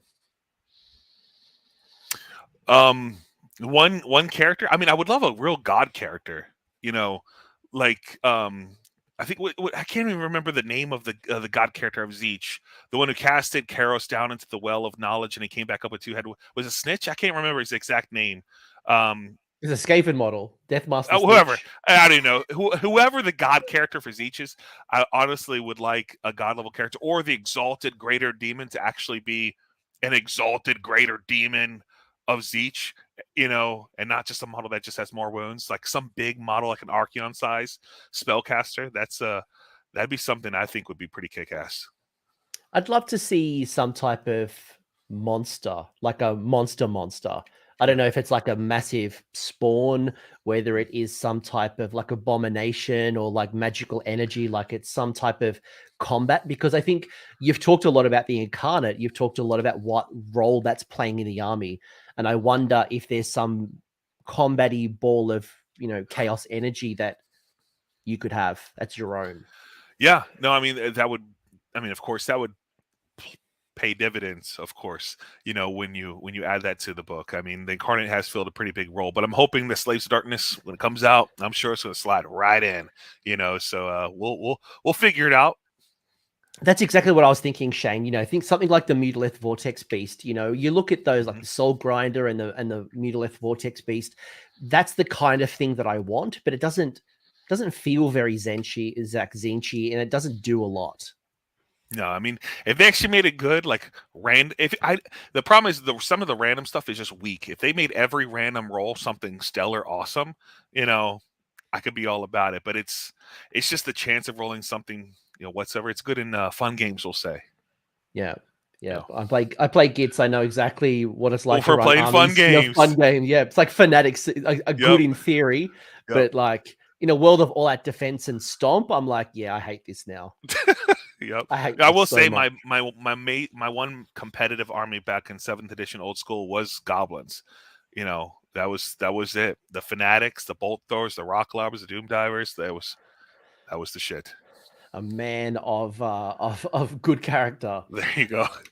Are you anywhere on socials? Because people have been pinging me. Are you on Discord? Are you on Twitter? Like, where can people find you to talk Tzeentch if they want to like start list teching and getting into some of the good stuff that is Mr. ITC #1 for Disciples of Tzeentch? I mean, I don't do socials. I'm married, right? Only if she lets me. Let's say that. She'll have to set up my Twitter account. We'll just say that. That's how bad it is. I kind of want to get on Twitter, and I kind of want to get on like Instagram to take pictures of the things that I make. It seems like a lot of people like what I'm doing when it comes to my Etsy stuff. I haven't even loaded a lot of this stuff up, and I'm keep coming up with new ideas. You can always email me. From my last show, I probably was emailed like 10 or 15 times from different people, giving them different advice, talking about lists, and it was awesome. And I'm more than happy to do that. And it's just my name, so Kaleb Walters at Gmail. There's no dots, periods, or nothing. You can also hit me up on Facebook Messenger. Just look up my name and just say hi. Do that as well. It's whatever whatever I'll works. give you a hand. I'll give you a hand, mate. I'll help you out with the social side, and I will grab the link to your Etsy and I'll put it in the episode description a little bit later. So if you want to get those battle tactics, grand strategy, but also the Destiny dice pieces, especially if you want to score that auto grand strategy and not be a potato and roll them and then realize you don't have 9 left. Yeah, this will be the one scoreboard I actually have right here is going to be the next thing I upload to my Etsy, where you only need to buy one of these, and that's how you're going to score for every edition going forward.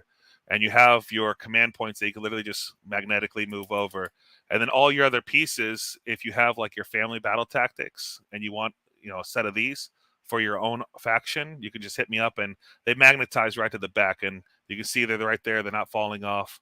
They're really strong. And of course you have your regular battle tactics, and it's all loose, player 1, player 2, and again that just magnetizes right back there, real nice and tight, real together, and everything is perfect. And then of course you can do custom work. I said this in the beginning of the show. This is a custom piece I made for the Tzeentch, where you have your Destiny dice on the bottom, your grand strategy up there, and I can do all types of that, and that would actually fit perfectly on the medium size template that would go here. And of course, it needs to be painted and felted on the back. But that's just a couple things I do on top of measuring sticks and all that stuff. But I haven't even uploaded it to my Etsy. So if you're interested in stuff like that, you need to hit me up, email me, or hit me up on Facebook now. You're about to explode. People are saying there better be a Sylvaneth one. I could do that. Yeah, no problem. Whatever you need. Love it. Yeah. Caleb, any shout outs you want to make? Your wife, your brother, your friend. First of all, I love my wife. Thank you very much for watching the kids. I have 3 kids. I never get to go to tournaments. It's the only time I actually get to play games is excuse me, I never get to go to the local store. I only get to play tournaments. So I play like once every now and then if my wife lets me. I think I'm going to Palladium Games. It's one of the best game stores that are nearby me.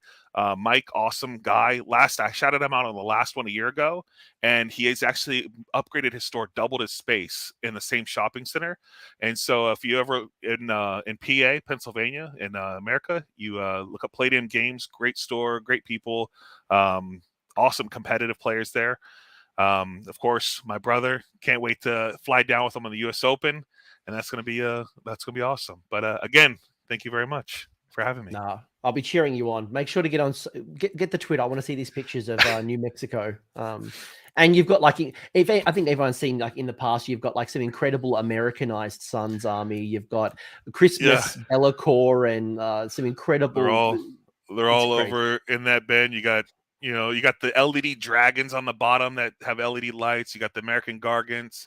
I even have the Kragnos. I'm working on him to have the judge's hair with the Declaration of Independence on the shield, and it's just all types of fun American themed things we're doing. I told you, just Hulk Hogan, your King Grodd. I'm thinking I want to add lights to him. He has to have like a fireworks shooting out or something kind of cool. I just don't know yet. Caleb, you're killing me, man. You're absolutely killing me. No, it's such a great to chat with you. Thank you everyone who joined the live stream. If you enjoyed it, make sure to press like, comment, leave me comments. Let us know as well. Again, this is a brand new book. We've recorded this like a week.